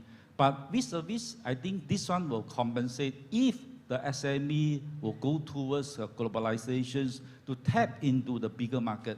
For instance, a lot of SME, even though E&E in Penang, where is the products export to? Some of them through the middleman as well, through the Singapore, through the Taiwan, to the world. But is it benefit? I think it's benefit as well. Before it go to the big stage or world stage, I think that is, as are my conclusions, these globalizations, I think is a net positive in terms of the all these free trade agreements or globalization in that sense. Yeah. So net positive, but I'm glad we shed the light on the SME sector, because in any economy, it's the backbone of an economy is SMEs. We always think about the big shiny companies, but the bulk of employment, the bulk of economic activity tends to happen in the SME sector. So thank you for shedding light on that. And I did learn a new term, which is nano profits. So thank you very much for that. Frederick, I just wanted to add to what Dato' Kong mentioned. Right, so yeah, I think we have about 1.25 million registered SMEs in Malaysia. So take a guess, how many % does global trade? Take a guess. A nano share. So 18%. Only 18% of our SMEs does some kind of trade overseas. Huge majority still concentrates on domestic market, which is back to what YB Liu was saying earlier. I think the responsibilities of the big MNCs are also to create value horizontally and not just vertically, which is why I think with all the banks, with all the big MNCs, there are always SME community outreach programs to make sure that's a helping hand going out to the local organizations, right? Yeah, so I think that's key, and that's what I wanted to add. That's huge opportunity because only 18% does some kind of trade overseas. Yeah, thank you. I think that's interesting that we still have room to grow in terms of connectivity, even among SMEs. But clearly there are challenges. I'm a bit, changing gears a little bit. I want to play the role of a wish fairy for a moment, and that is ask each of you, what if you could choose one thing that would really advance Malaysia? What would be on top of your wish list in terms of going forward? And let me start with you, Dr. Di Mello. If you think about some of the challenges we discussed just now, SME sector, for example, sustaining productivity growth, you mentioned that it could be still higher. Just from an outside perspective, what if you could sort of say one thing we should focus on, what would it be? Thanks, Fred. It's complicated for any country to say, is there such a low-hanging fruit that you can just, pick it and you're going to solve many problems. I think Malaysia, the level of sophistication of the Malaysian economy is such that I think that any effort to sustain productivity, performance, involves acting on different fronts. Just to pick up on one example of the SMEs that I think we all here find very important. And you mentioned, Fred, it is the backbone of the Malaysian economy, of any economy. If you look in the OECD average, SMEs are, account for, by far the lion's share of employment, of GDP, so this sector is extremely important. And some of the challenges that Malaysia faces are not very different from the challenges that we are seeing in the OECD membership. Let me just mention one that was mentioned before about engagement in trade. If you look at the number of enterprises, SMEs in Malaysia that are trade-oriented, they are very small. So how can you basically help them to be more trade-oriented? Some of the measures that Masture mentioned go in that direction. It's opening opportunities, opening markets, opening sectors, making sure that they tap into value chains that will make them more competitive. That's clearly one of them. Digitalization, it's an important one for SMEs. SMEs that are not fully engaged in making themselves more digital intensive, they will fall behind. They will fall behind in what has to do with managing supply chains, with tapping into different markets. So efforts in this area is something that we are seeing around the world. So not only for Malaysia, but around the world. Innovating in general. That's an area again that for Malaysia there is room to grow. If you look even in comparison with the regional peers, the number of small and even medium-sized enterprises in Malaysia that invest in R&D is comparatively low. So making sure that there is access for those firms to invest in innovation, more engagement with universities, more engagement with the facilities that can, institutions that can help in that front. In many countries, tax incentives for R&D are an important element there. But I would say, and to conclude here, Fred, the area of regulation is very important. And we are seeing this in different parts of the world.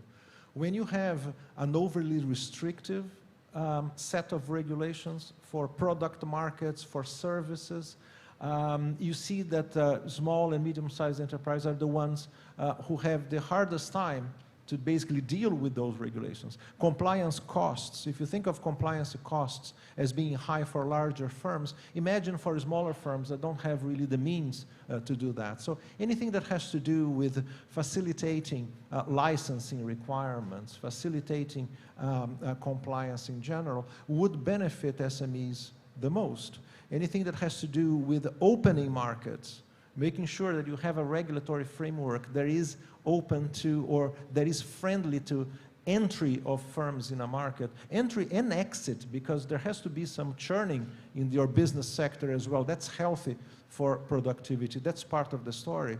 We tend to think of regulation of logistics and transport as being crucial for trade and for SMEs. Yes, it is crucial, but let's not forget the other services that are also important. Professional services, they are very upstream in many value chains, but they are crucial in terms of reducing costs, in terms of increasing the competitiveness of firms. So countries that have a pro-competition set of regulations in those areas are countries that have the right framework conditions for firms to grow, any type of firms, but they benefit a lot, the SMEs, where those compliance costs can be high. So I think we could go on to other sectors as well, but I would say, Fred, to go back to your original question of what countries should invest in, I think all those are elements of a policy package that would allow the government to help firms grow, to help markets to become more contestable, more competitive as a result of that,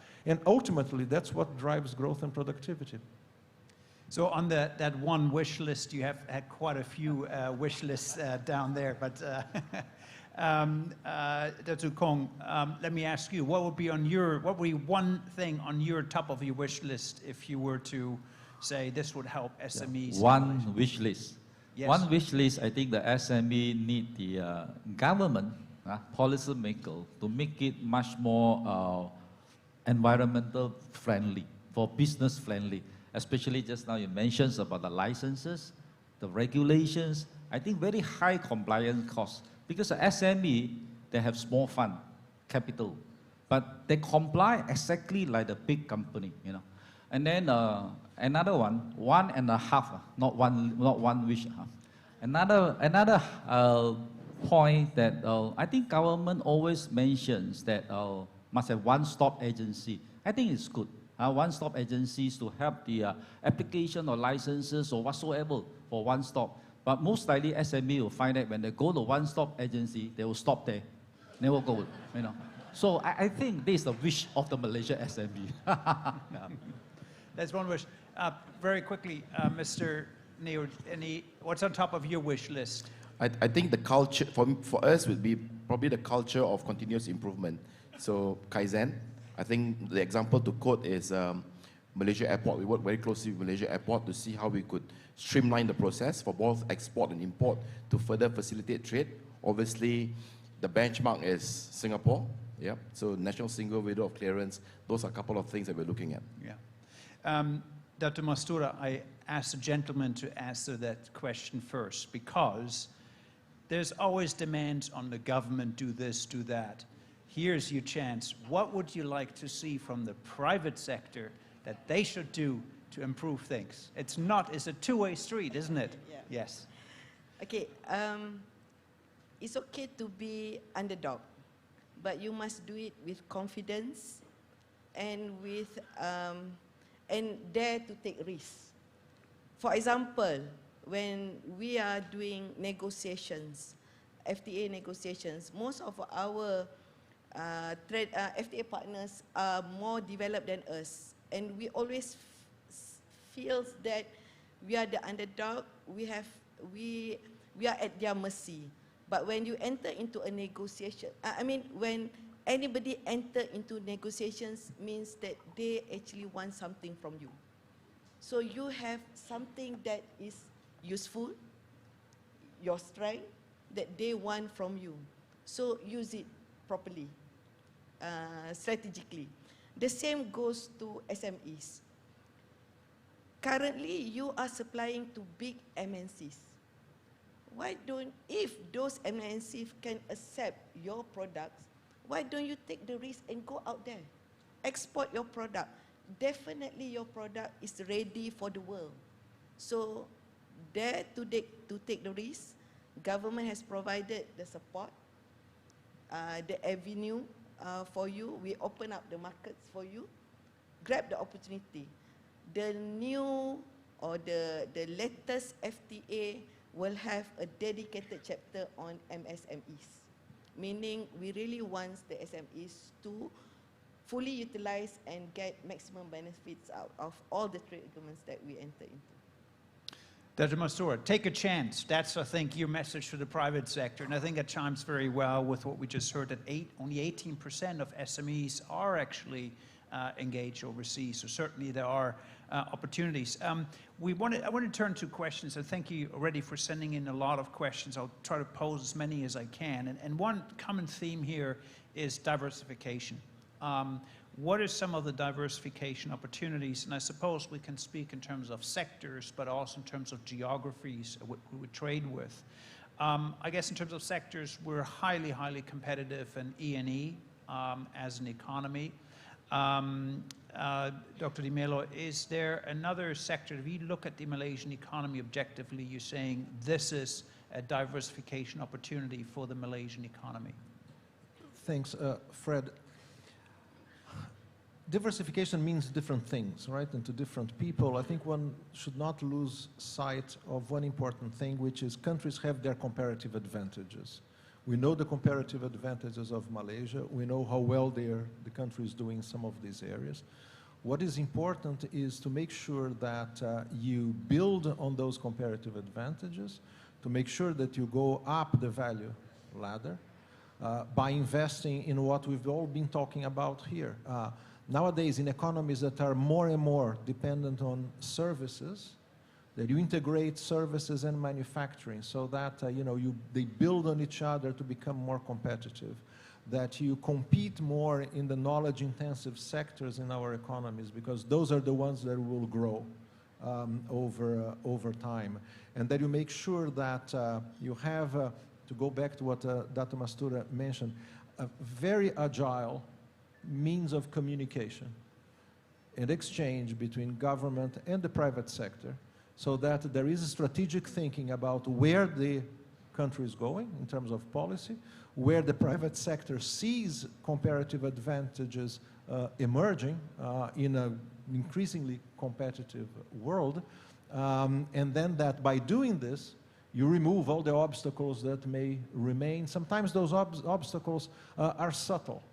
They are about regulations. They are about aspects of policy that may create a hindrance. So making sure that that dialogue is agile, is timely, and it happens in the right place so that the country can move on, and then create new comparative advantages as the opportunities arise. I mean, to me, this is what lies behind countries that are doing this successfully. Dr. Mastura, I got to ask you, diversification geographically. Malaysia trades a lot with the United States. China is a #1 trading partner. When you look at the world, do you feel there is maybe some pockets where we're punching below our weight? Are there opportunities in GCC, for example, opportunities in Latin America and Africa? Where do you think we could look to for more trade corridors to open up? As I mentioned earlier, we are looking at new emerging markets that are actually mostly are South-South countries. They are in the Middle East region, Latin Americas, and South Africas. If you look at last year's performance, the overall trade with African countries, although dropped, but in terms of export, actually we experienced an increase by 6.6%. The same goes to those FTA partners that we have, which are not our traditional trading partners. For example, Hong Kong, Mexico, and Canada. It shows an increase in trade. And also emerging markets like Kenya, Nigeria, Tanzania, Yemen, Algeria, Uzbekistan, Puerto Rico. So these are the areas that we are focusing on, and that's why we are looking at future FTA with Bangladesh, with Bahrain, with some of the Latin America, the South African Union, as well as maybe we're also looking at the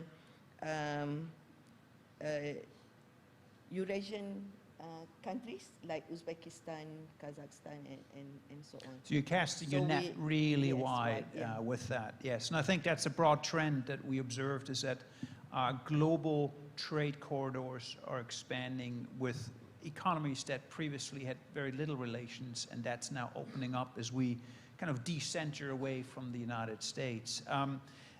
Dr. Kong, let me ask you and twist this a little bit into diversification. Obviously means also that you invest in new technology, for example. And in previous discussions, you had highlighted to me that the SME sector, for example, is partly constrained by access to capital, and that in turn reduces incentives for investing in higher technology. We're very labor intensive. Can you elaborate a little bit on that? And what do you think it would take to kind of get the SME sector access to more capital? Because Malaysia SME is difficult to access to the capital. We know that government is helping by grant and incentive. Especially, I don't think so Malaysia SME now, based on a tax incentive and then go and invest. I don't think so. I don't think so. Because tax incentive is only a little bit. So the access to the capital, a lot of Malaysia SME now, especially these 2 years, we go for IPO to access on the public funds. But for SMEs to access to the debt equity, I think is a bit quite difficult because of they don't have an official rating, all those things. You know. But just as you mentioned, SME have to go forward for export market. They need money. They need money. You know. But our government, like Matrade, they have a market development grant, all those things. but still not enough because you need a lot of capitals to go to overseas for exhibitions in order for overseas buyer to know their products and services. But the access to the capital, but the bank is a crucial thing. But our SME always go to the bank. You see, you ask all the SME in Malaysia, when they go to the bank, they are very smart. They don't go to bank A alone, you know. They go A, B, C, D until Z. You know, they apply all, you know, see which one approved. That is a Malaysia's SME culture. You know. But nowadays, to access to the IPO, a little bit about a few millions profit, they will go for the A's market, all those things. I think it's a good sign. It's a good sign for Malaysia Stock Exchange to encourage them, you know. But I think the Malaysia SME, after they listed, they will have a problem again because of the governance. So it boils down to the governance, all those things. Come back to the capital. You see, Malaysia SME, there are three ways to get their capital intact. The first one definitely is their own fund. It's their own fund. Sometimes I joke with them, what fund are you using? They say, pharma. I say, which agency? Father, mother fund. They say, they borrow. You know. Second, they will go to the bank. Bank is very important, you know. But to access to the government fund, I think it's quite challenging because government fund also quite limited. SME, they want to apply to the government fund. I think it's too many SME chasing for too little fund. I think all these are the restrictive of the SME. So I think the SME, the first thing first, as you mentioned, we discussed privately this morning, in respect of automations. I think we need to automate, but again, we service back to back, where is the capital come from? Because when you automate, all the SME know, when I automate, when I digitalize, it definitely improve and increase the productivity. But to what sense of the productivity? How to calculate the margin? But that is quite difficult. But if the productivity in tax is not there, I think they will down to the drain. Because we call it in the economic terms under capacity. But most of the SME, we found out, once they automate, they get the loan, they get the bank loan, they find themselves under capacity. I found out a lot of Malaysia SME, they are very aggressive. Some of them very aggressive, they go for bank loan, they automate, the bank give them a chance, all those things. Then they find out one thing, all their profit go into paying the interest. All their profit go for interest. That's why all the bank got own building, very rich. I know you try. I'm not going to get into a comment here as a bank representative. That's why the capital, the interest, I think is a cost of fund. The SME will never how to navigate. That is an issue. Yeah, in the current status. Thanks. Yeah. Thank you. We have one question here about logistics, Mr. Neo, and that is, one of the questioners asking that logistic costs are rising generally across the world, and that's obviously squeezing, I suppose, the nano profits of some companies. From your perspective, what is kind of driving that increase in cost? And you already mentioned that ideally we could work on customs procedures at the airport, for example. Singapore is a model here. But where are some of the big bottlenecks outside of that for an economy like Malaysia to help to keep logistics costs down and therefore to maintain that integration with the global economy? Because it's not just free trade agreements, it's also just actual logistics costs that are important. Okay, so I think it's closely knitted to the topic or the theme that you mentioned earlier, diversification. And I think if you look at one of the advice I would give would probably be planning. Make sure you plan really well. Not all things have to go through air. Not all things have to go through road. So omni-channel, multi-modal logistics will be optimum, depending on your business model. So if you look at supply chain diversification, it's not just recent. I think since COVID has taught us a lot. So since COVID, if you look at the resilience, focus on resilience has been more than onto just in case rather than just in time. So not everything is just in time. So if you put your focus on just in time, logistics costs will be extremely high. But again, freight is just one part of logistics. You've got warehousing, you've got labor, you've got automation, and back to what Dr. Kung mentioned, I think, I'll give you an example. We built a new gateway last year. So it's one of the biggest investments we have made in Malaysia.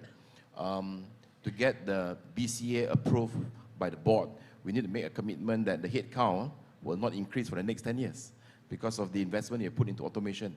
So yes, you pay higher salary. We pay 27% more salary in that facility compared to outside KLIA, but you get returns through productivity. Yeah. So I think it's a lot of elements, so planning is crucial. Thank you very much. Unfortunately, the time is ticking down, and I think we could do this for another hour or so, but at least we got a little bit to the heart of the issue. So I want to thank all of you really for participating in this. I think one of the things that came out really to me was the resilience of global trade, the opportunities of other trade corridors, but also the fact that we need to continue to push productivity in the SME sector, so key to that, and of course, the logistics sector as well, and just helping particularly smaller companies engage with the global world. As I said, 18% of companies are engaged globally. So thank you for highlighting all these opportunities as well as challenges. And thank you, ladies and gentlemen, for a wonderful morning. Thank you. Thank you, esteemed panelists, for highlighting the pathways to deepen Malaysia's economic integration. We kindly invite our panelists to remain on stage for a photo session. Yeah.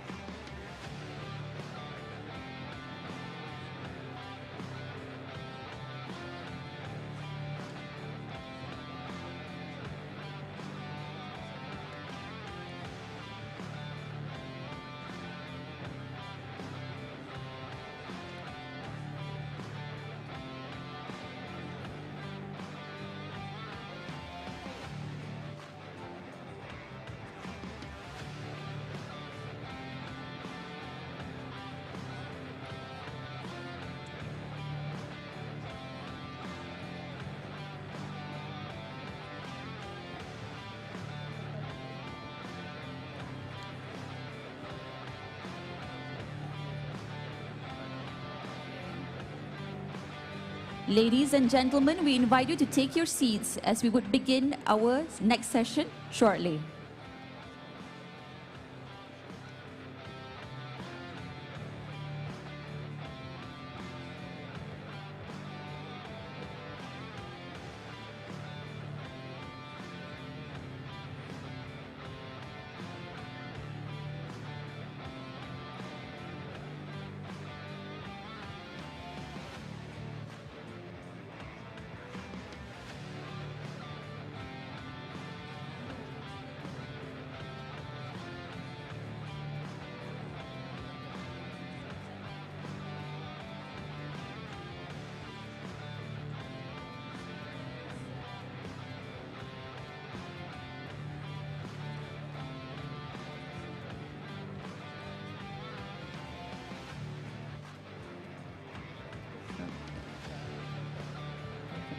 Ladies and gentlemen, we now turn our attention to another critical pillar of national development, housing reform and livability, a key strategic driver under the 13th Malaysia Plan.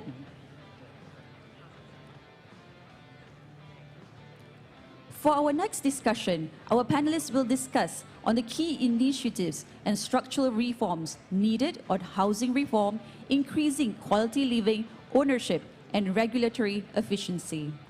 Please join me in welcoming our esteemed panelists today with a round of applause. I would like to invite Yang Berhormat Tuan Nga Kor Ming, Minister of Housing and Local Government.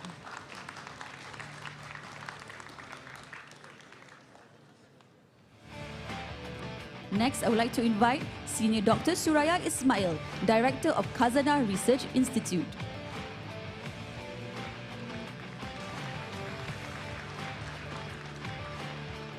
Next, I would like to invite Mr. Rafi Hadif, Group Chief Executive Officer of MBSB. To moderate this session, please join me in welcoming Yang Berusaha, Professor TPR, Dr. Mariana Muhammad Osman, Dean, Kuliah of Architecture and Environmental Design, International Islamic University, Malaysia.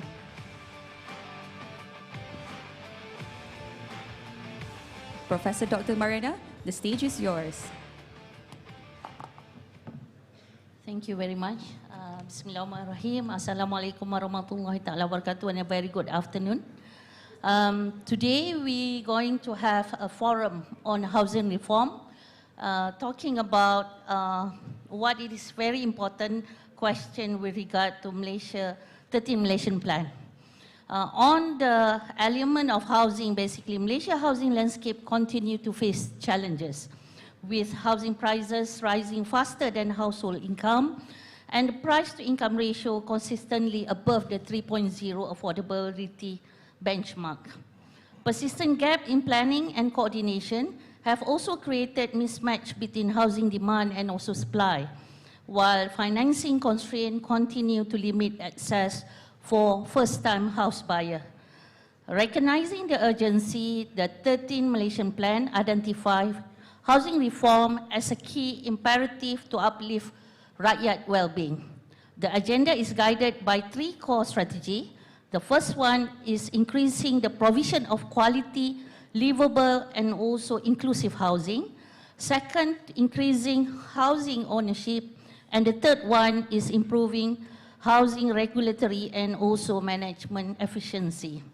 So today, the panel will focus on these strategies by examining key initiative, implementation challenges, and also opportunities. Topic will include the establishment of single housing agency, an integrated housing information system for public housing management, wider adaptation of IBS and also BIM to accelerate delivery and reduction in construction costs, urban renewal for aging and abandoned area, and a shift to the build and sell concept to prevent abandoned project. Bringing together representatives from the government, research institute, and also the banking industry, the discussion will highlight their role inside the commitment together with in achieving a more livable, inclusive, and also sustainable housing ecosystem. I welcome three panel on the stage. We have our Minister, YB Tuan Ngah Komeng, which is the Minister of Housing and Local Government from Malaysia, where he has assumed office since December 2022, leading a ministry central to urban community with responsibility spanning on housing, local government administration, town and regional planning, green initiative, urban well-being, solid waste management, and fire and rescue services. So driven by a very strong commitment to inclusive development, he focused on improving quality of life through strengthening policy, effective implementation, and also structured monitoring of housing policy and also delivery system. Next, we have Dr. Rafi Hanif, the Group CEO for MBSB. Mr. Hanif is a Group Chief Executive Officer for MBSB Berhad, extensive leadership experience in banking, Islamic finance, and also global market. And basically his career spanning major local and also international financial institutions. He's recently appointed as a chairman for Association of Islamic Banking and Finance Institution Malaysia, and also served as a director of Halal Development Corporation Berhad. Then we have also Dr. Surveyor Suraya Ismail, the Director, Khazanah Research Institute. Dr. Suraya has been the Director of Research at Khazanah Research Institute, a not-for-profit public policy research institute. She sits at the advisory board of Saw Swee Hock Southeast Asia Centre, London School of Economic and Political Science, LSE, and also the council member for Housing Cost of Living Council under the Ministry of Domestic Trade and Cost of Living. I think we can straight away on the panel or also forum, especially on increasing quality living, ownership, and also regulatory efficiency. Okay, next. I will straight away ask a question with regard to our topic today.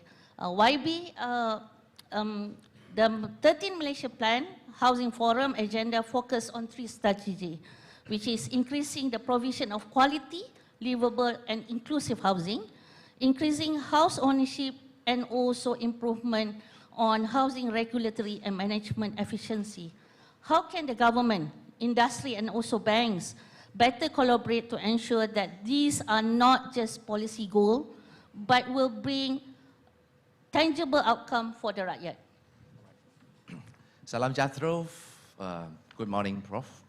Thank you for the questions. Let me begin by saying that Rumahku, Syurgaku, Baiti Chanati. Right? We know that house is not built by bricks and walls. House is actually built for dreams and also full of hope. There's a reason why. Let me transcend above numbers. Under the 13 Malaysia Plan, whatever we, the policy maker, do, humanity must be at the core center of government policy. Therefore, planning to build a house, we have to emphasize on the few core principles. There is livability, sustainability, affordability, connectivity, and last but not the least, a good community. These 5 key principles combined together will make an ideal home.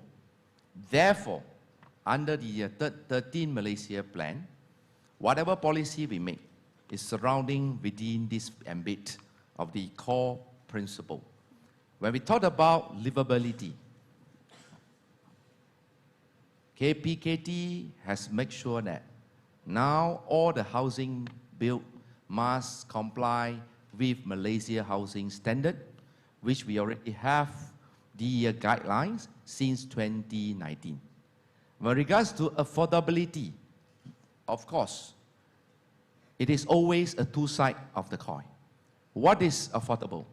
To a man who earns 1 million per month, 10,000 is nothing. To a man who earns 1,000 per month, 500 is a lot. Therefore, it's relatively, we got to make sure that, however, upon careful study, we have set up basically a general guideline is 300,000 and below is considered affordable housing. Howsoever, one size doesn't fit all. 300,000 for Kelate is affordable. But in Kuala Lumpur, we believe, according to NAPID, affordability should be houses below 500,000. So it's end of the day, it depends of the income. So as a government, our main duty is to ensure the price is not highly speculated. Of course, at the same time, the income of the people must slowly but steadily increase. Then there's the only way to close the gap. So to make sure that in the entire planning, so we will actually surround within these 5 principles. Therefore, you can see under the 13 Malaysia Plan. End of last year, we have just embarked on Reformasi Perumahan Madani, whereby Malaysia is now one of the countries that have one of the most comprehensive policy framework and the legal framework. We have started with 5 reforms. Number 1, electronic sales and purchase agreement.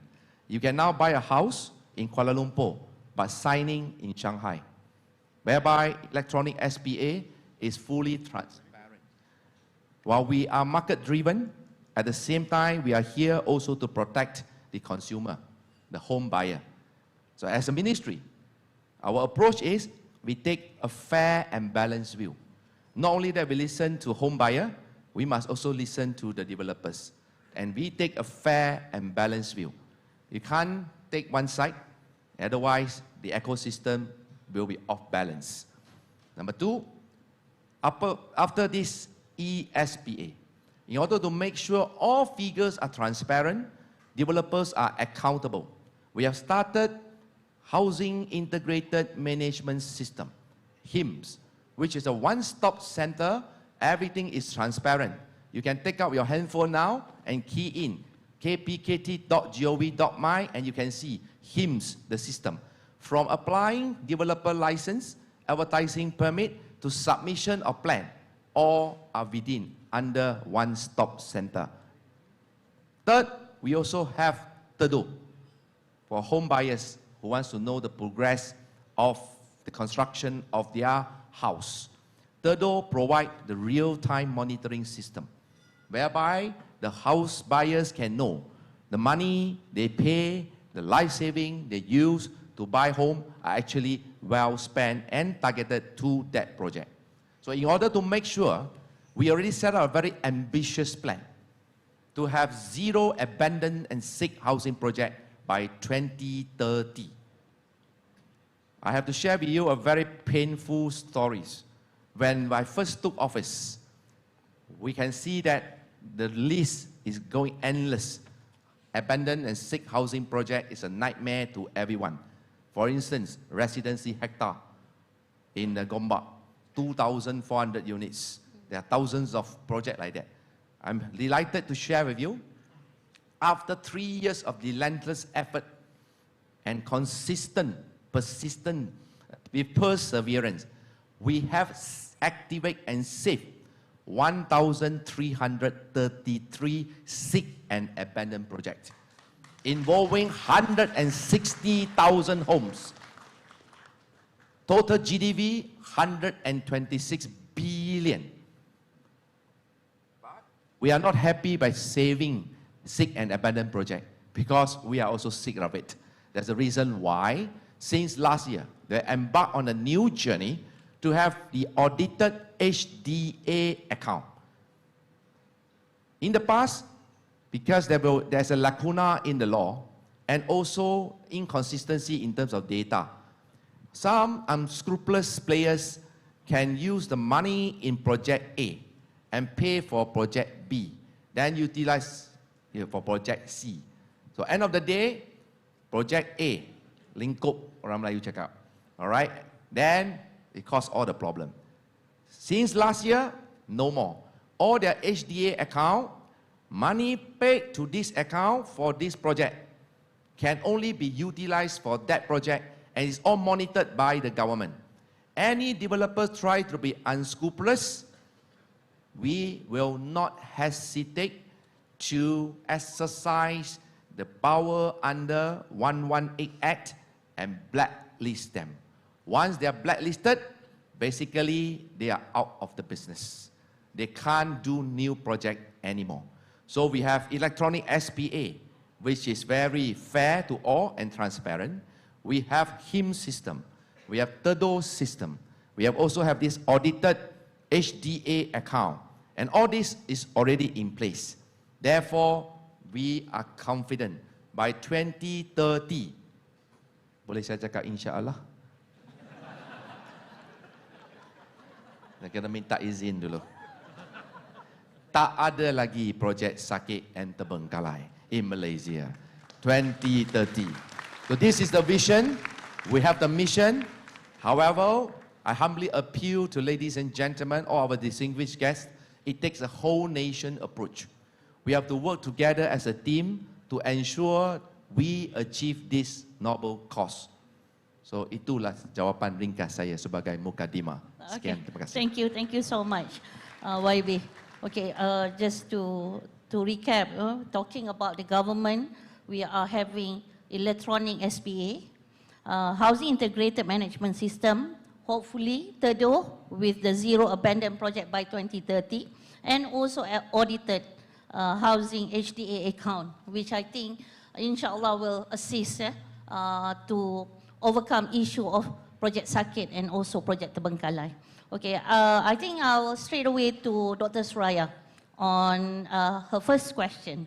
Okay, and the 13th Malaysian Plan, as already mentioned, outlined 3 core strategies for housing reform, provision of more quality, livable and also inclusive housing, improving housing ownership rate, and also enhancing regulatory and management efficiency in the housing sector. In your view, how can closer cooperation among the government, industry, and also the banking system or sector help move this strategy beyond policy intention into tangible outcome for the rakyat? Thank you, Prof. Mariana, YB Minister, Cik Rafi, and salam sejahtera to all the participants. I will read something, and I also have one slide. Sorry lah, researcher macam tu. But it is important to recognize that housing is not an initiative that belongs to one discrete sector nor entity. For example, housing production is part of the construction sector. Residential development is contingent on property rights, spatial structure plans, and development approvals.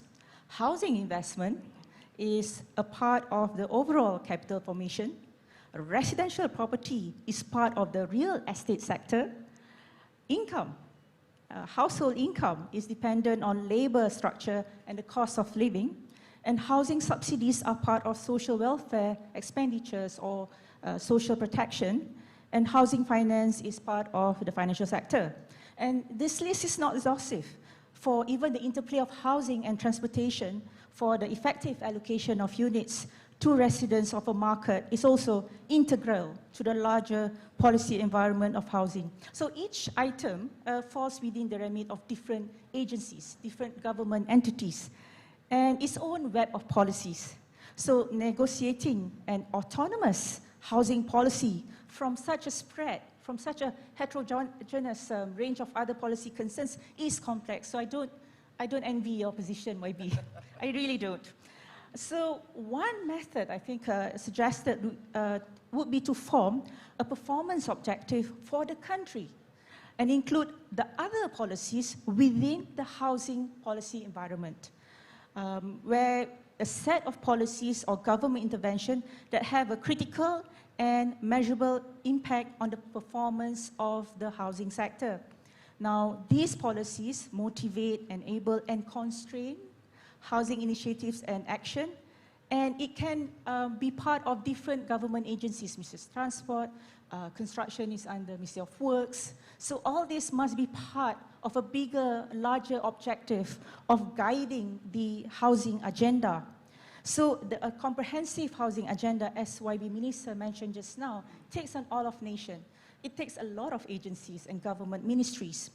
So it is seen as a move towards guiding and managing the housing sector. This is important. To do what? Recognizing housing as both a basic need and effective demand. Makna, we have to help the poor, the not so poor, and we have to also make sure everything's fine for the private market-led types of intervention. Because if we just help just the urban poor and we let the market, for example, settle for or give provision to the other sectors of the economy, this might be heavily subsidized types of intervention and will not be that great because the market will not take care of the rest.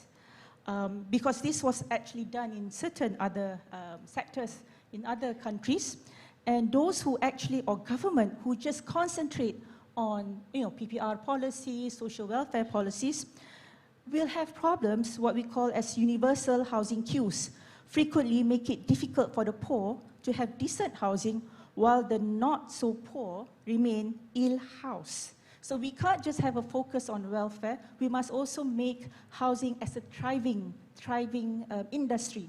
Now, having all that, if I might go to my slide now, so it's difficult to do it, but this is the, sorry. After trying to do that, we will have, oh yes, so this is the state of housing affordability in Malaysia. Maybe this is your report card, I'm sorry, is it? Malaysia's housing affordability varies widely across states, driven by income gaps, informal housing, and misaligned national price threshold. Because as we mentioned before, income is not static. So affordability goes across the board. Now have a look at the first column is the state. So we have Sabah, which is severely unaffordable, but look at the accounted living quarters.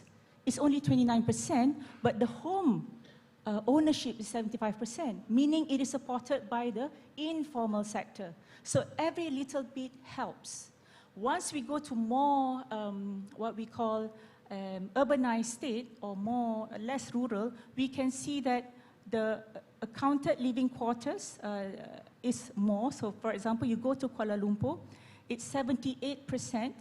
It's moderately unaffordable. Kuala Lumpur is getting better now. Maybe all the policies that the government has done thus far has increased in terms of making it more affordable. So the home ownership in Kuala Lumpur is 64%, but the accounted living quarters is 78%, meaning there's less of informal housing. So there are many factors that help into bringing the home ownership prices higher.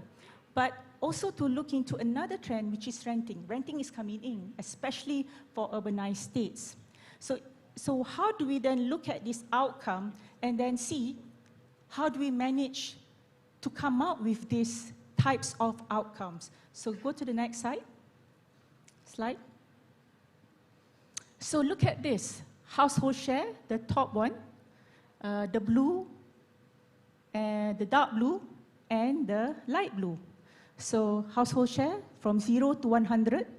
So at the 50th percentile, that's the 50th, look at the household share, meaning up until the middle, they can only consume only 10% of what is being provided in the supply sector. This is formal. The informal might combat other, might provide other statistics, but this is just for formal.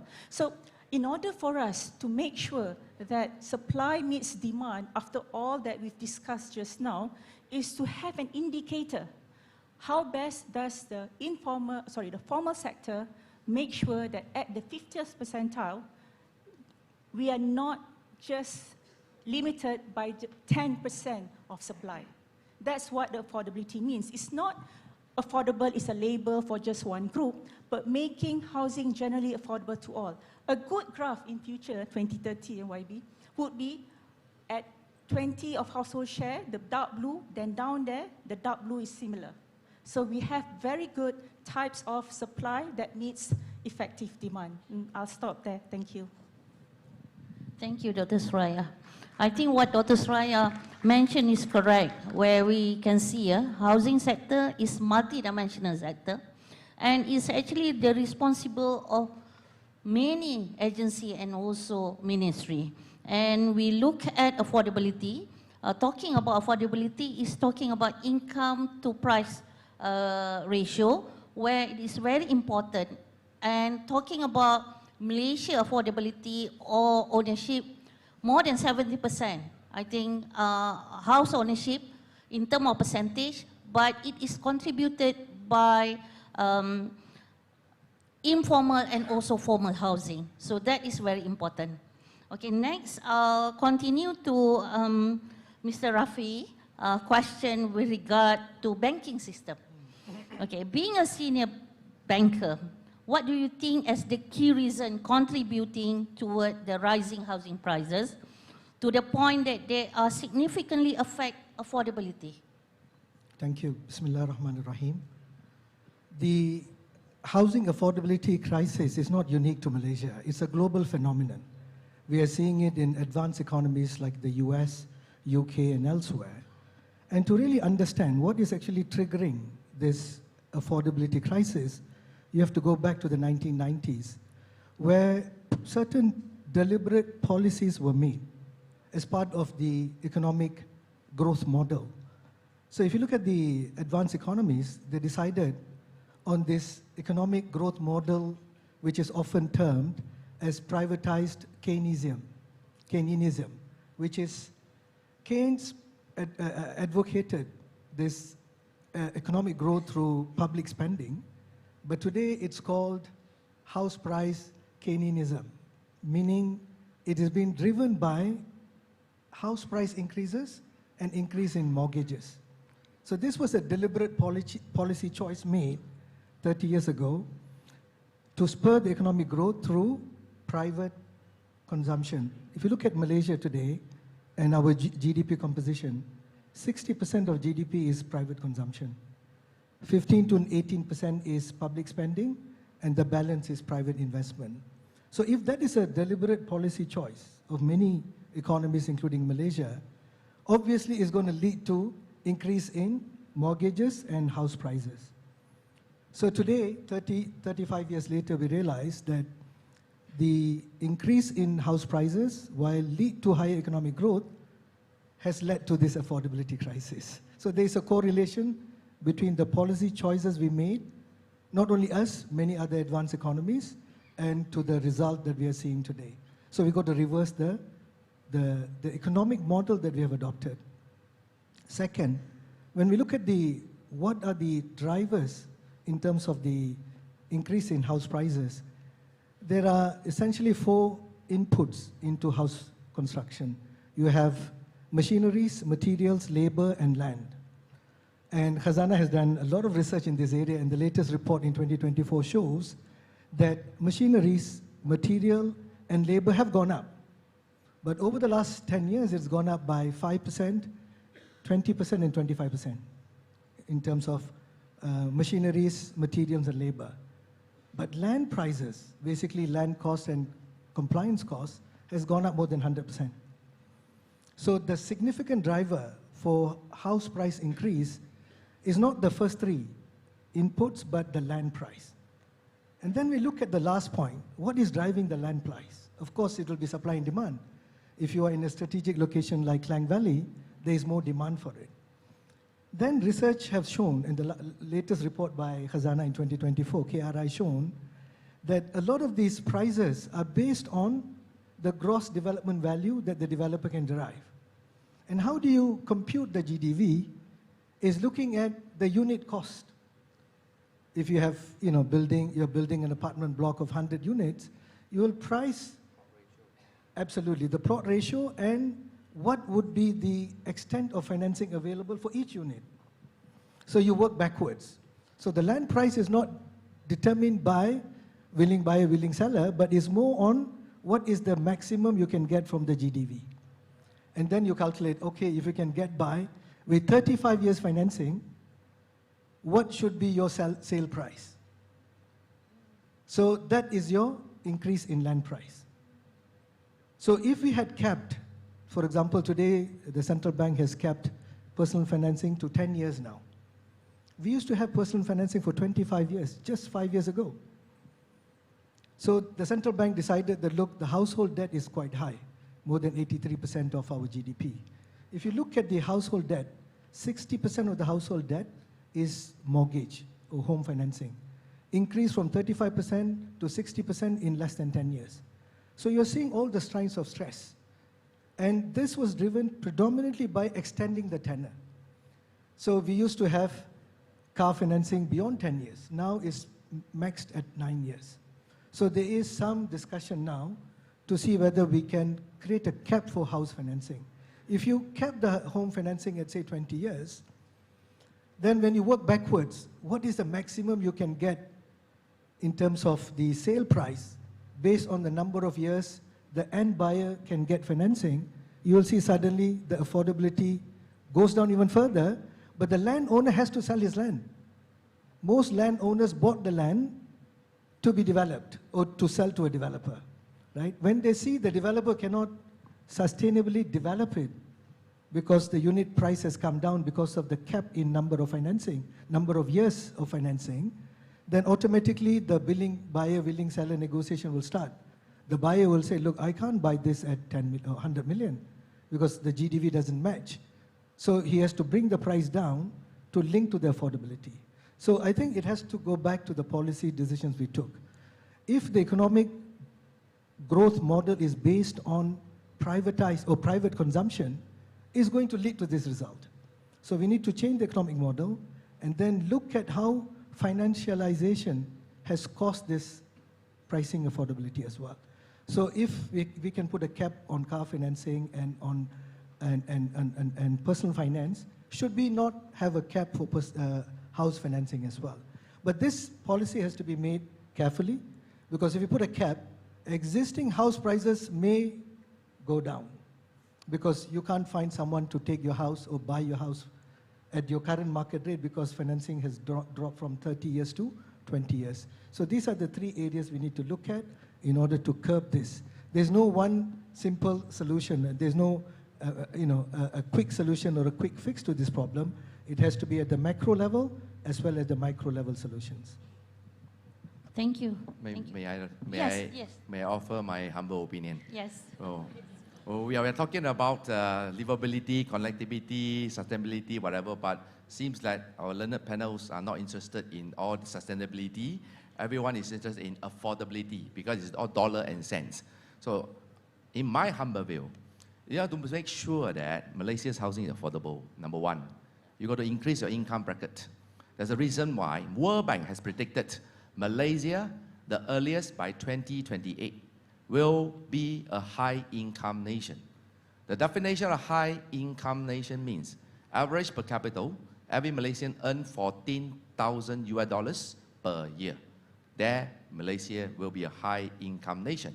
There's a reason why in the past 3 years, our Honorable Prime Minister has been going around the world for one very important mission, to attract more trade and investment to the country.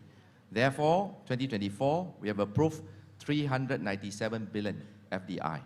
Last year, more or less, 380 or 397 billion FDI. Judging from the facts from MITI, 70% of those approved FDI will eventually turn into reality.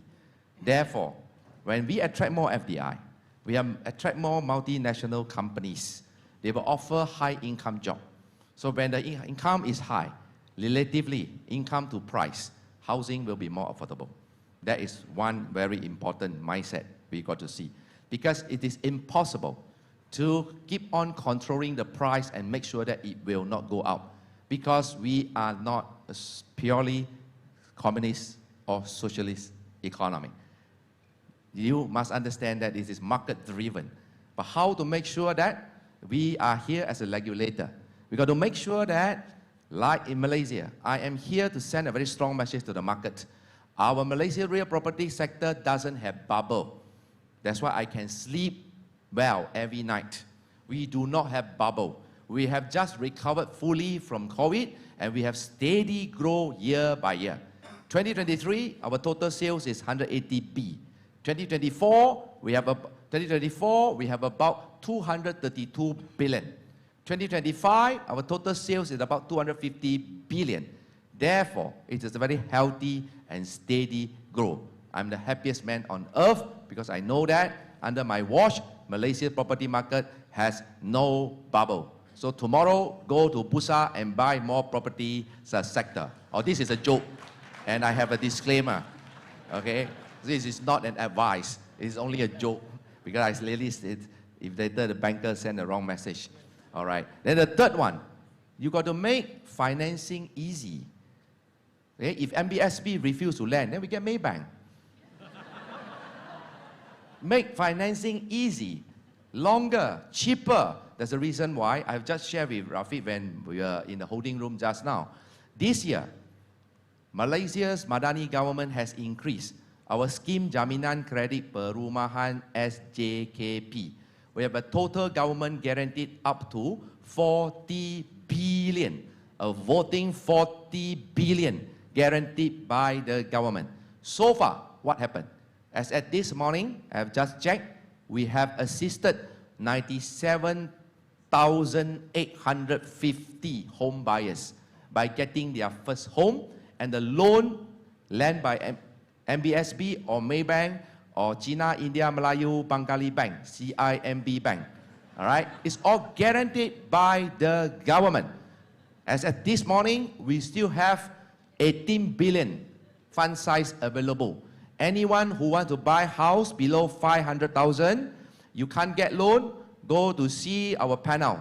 Unfortunately, MBSB is not in the panel yet. So I'm making it compulsory after the forum. MBSB must come on board because this is a national mission. And I'm here to send a message also to Public Bank and CIMB Bank.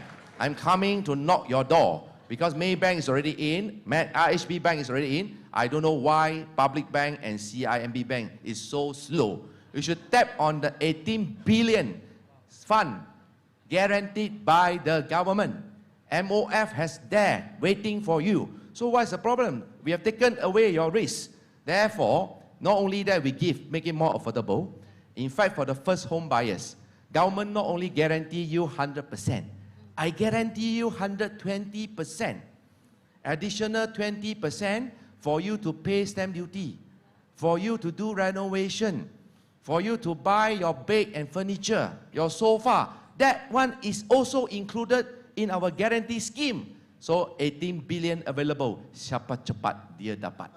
Because I have a KPI to achieve.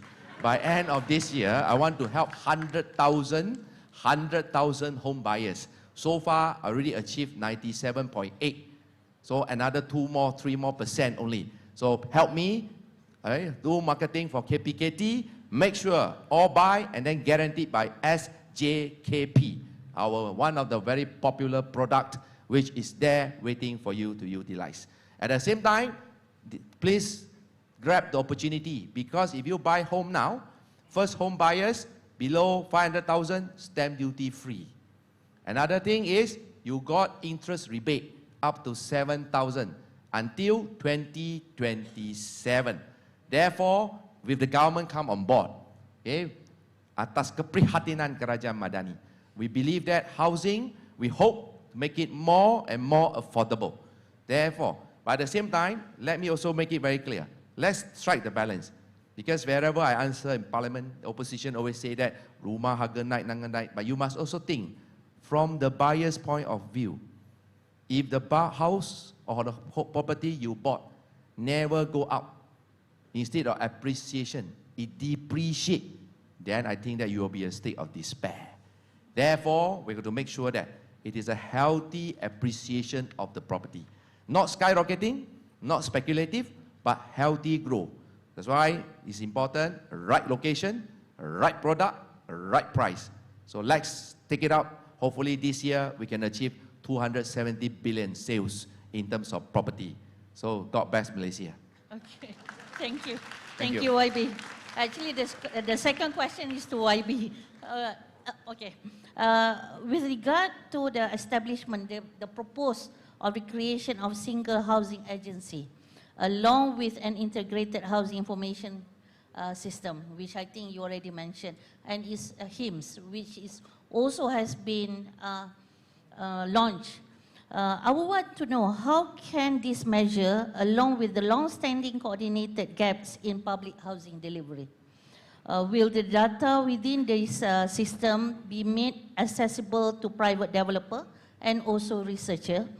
And how can this data be effectively used to reduce housing overhang by avoiding development of unsold unit in area with limited demand? All right, it's a good question. Single housing window, single housing entity, that it looks good on paper. However, we are not an island republic. Malaysia is a federation. And Federal Constitution, Article 4, Federal Constitution is the supreme law of the land. You have to look at the perspective. Malaysia has 3 tiers government: federal, state, and local council. Therefore, land and also the water, natural resources are actually vested under the state list. It is important. There's a reason why we have the National Affordable Housing Council, chaired by Prime Minister himself, as a platform, a national platform for federal government to continue engaging with all the stakes, including Sabah, Sarawak, as part of our family, so that we will have a consistent policy which actually runs across the country. So far, things are moving, and then we hope that whatever act passed by Parliament, it will also adopted by Sabah and Sarawak as part of their ordinance. It is important. So when the investor come to Malaysia, they will have no confusion. They will know that, in fact, the policy apply across all stakes. You don't have this standard in Kelantan, another one in Kuala Lumpur. It will all be the same. However, it will require lots of communication to convince, to persuade. So this is the job that we are actually undertaking, right? And then with regards to data, everyone knows that data is gold, especially now with AI. That's where it helps you to make data-driven policy, to achieve at the correct, with precision, what to invest, what not to invest. So of course, with a HIMS system now in place, with Tedo, we actually open up to the public. Right? At the same time, of course, we have to strike the balance. Some confidentially, some data which is confidentially protected, and also which involve personal privacy will still be protected. But the numbers are there for you to tap on it and do the market survey. I have always humbly advised all developers, whether the big size, medium, or small size, before you embark on any project, please kindly do a feasible studies. There's no shortcut to the success. Please ensure which type of product is the most wanted, and therefore you only build what the market want. Okay? For example, if people now prefer big size apartment, then you go and build studio, then you are asking for trouble. If they ask for small size, you go and build big size. You are also asking for trouble. Therefore, feasibility studies is very important. So we hope that with the, we are working very well with Radar Institute, and then of course with all the NGOs, professional bodies, to always give advice. And for your information, Dr. Suraya is actually our ministry panel expert. So she also always give us her learned advice for us to come to a point that to make a correct policy. So thank you for your unwavering commitment and service. Okay. All right, next. Thank you, YB. Okay, talking about data-driven policy and also feasibility study that need to be conducted by developer before the construction of housing in order to overcome issue of overhang or unsold unit. Okay, question number 2 to Dr. Suraya is more toward the rent-to-own policy or scheme. With the rent-to-own scheme being expanded, how do you see the rental market contributing to the closing gap for low-income households who are not yet able to buy property? Thank you, Prof. In a nutshell, rent to own only works if your income goes up. If not, you won't be able to get the house, one, and number two, you'll be paying 3 times more. We've done a research study on that, and you pay 3 times more if you go into the rent-to-own type of microprudential financing packages. So I don't think this is something which is good if wage is not going up, especially for the B40. It's going to be even a worse off situation for them. So can I just show also the my third slide and my last slide? This is a case study on Kuala Lumpur on how affordable, because there's 2 tenures, renting and as well as ownership.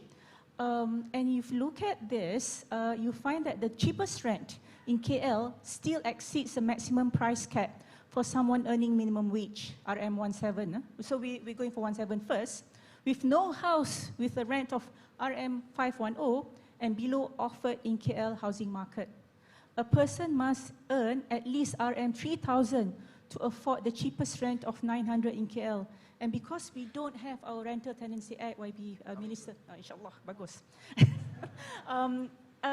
So some people are living in substandard housing condition for that 900 because we don't look at the quality of the rental provision.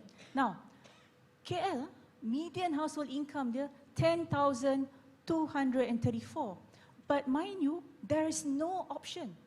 You are working at the median, 50th percentile, 10,000. If I look at the reality, there's a professor punya gaji, and yet you are eligible for government assisted. So there's no such house which rental affordability. So that is the nature of our renting system now. So again, we are the reasons why we are in this situation, and then government has to intervene with certain guideline. So I think in terms of making sure rental tenant RTO works, we have to ensure that one, the B20, M50 household income do go up, hopefully faster than rapid price house escalation, and therefore it will be a more sustainable housing market for our country. Thank you. Okay, thank you very much. Actually, we have one last question to Mr. Rafi. So I hope that the time can be extended a bit. Talking about rising housing price, what can government do, especially the banking industry, to support? I think this is very important because not to say control of rising housing price, but also to make it more affordable in terms of the function of the banking. I think as YB mentioned earlier, MBSB will definitely take the SJKP seriously, and we hope that the SJKP limit can be increased to 800,000. Because if you look at young graduates today in Kuala Lumpur, you know, the basic house now in decent areas where you have good schools, about 800,000 to 1 million. So hopefully that could help. With the government guarantee, then our cost of financing can come down. We can price it better and make it more affordable. I think through government intervention we have seen in the last 10 years, based on your 2024 report, the median income, household income, has grown 11.7%. I think it's a fantastic achievement by the government. But then we look at the median house price, grown by 23%, it's almost double. So what we need to be cautious is, as we grow towards high income nation, if the income grows by say 20%, I worry that the house price may go to 40%, right? That's why I think banks need to play an important role to find the right balance. What is the Goldilocks tenor? Is it 25 years? Is it 30 years? That's where we need to work with the government to find the right balance between keeping the price. As you mentioned, it should not be dictated by the government. This is the land price, but based on the financing tenor, the land price will then correct itself to make sure that it's not too high or too low. We just need to get the right pricing based on the tenor. Thank you. Okay, thank you. Thank you very much, Mr. Rafi. I think there are questions in the Slido, but I'm not really sure by the I mean, the organizer, do we have question or? Okay, we can have one question. Okay, I think there is one question. Not one, actually a lot of questions. But we just ask one question to YB. Okay, this question with regard to, it would be great for the authority to study what contribute to the high cost of houses and think a way to lower such costs. By any chance, can the government formulate a national policy to waive, for example, various statutory charges for affordable housing sector? I think YB, you can answer the question. All right, I only have 39 seconds to answer according to the screen. Anyway, I believe that there are many ways to skin the cat. All right, one of this is by using technology. I'm giving you a living example. Recently, our Right Honorable Prime Minister launched the Rumah Bakat Madani in Penang. Okay, they are using not only IBS, they are using PPVC, patented prefabricated, pre-costing construction, PPVC system. It's like a Lego land, right? By doing so, we managed to bring down houses in Penang to 250,000. Penang, okay, the Silicon Valley of the East. Why? Because technology. Number two is volume. It is always a volume gain. To ensure any IBS factories being sustainable, you need to have about 20,000 units per year in order to make sure your investment is commercially viable. Therefore, right, KPKT is going to look into a new modus operandi, okay, whereby we want to actually link some of the developers, okay, together by supporting the IBS factory to bring down the cost and make it more affordable. So this is one of the way. Technology, science and technology. Okay, thank you very much. I think I can sum, the points by the panels. What is important, I think one is talking about policy. Affordability is not only talking about cost, talking about, it's also relate to the supply, quality supply for habitable, I think, living condition. It's very important. Second, we're talking about rental. Rental market is also need to be protected. I think the introduction of Rental Act later on is very important to protect not only the rights of owner, but also the right of tenant. I think that is very important as well. Talking about, I think, loans, mortgages, period of mortgages is also need to be looked at, because as far as what Dr. Rafi is saying, Mr. Rafi is saying is that the longer the period of the mortgage, actually it can increase the cost or the price of houses. So these are some of the points. The technology is very important in order to reduce costs. I think that is the overall, I think, conclusion based on the comment given by all the panels. I hand over to the organizer. Thank you, esteemed panelists, for your thoughtful perspectives on advancing housing reform to uplift the well-being of the rakyat. We kindly invite our panelists to remain on stage for a photo session.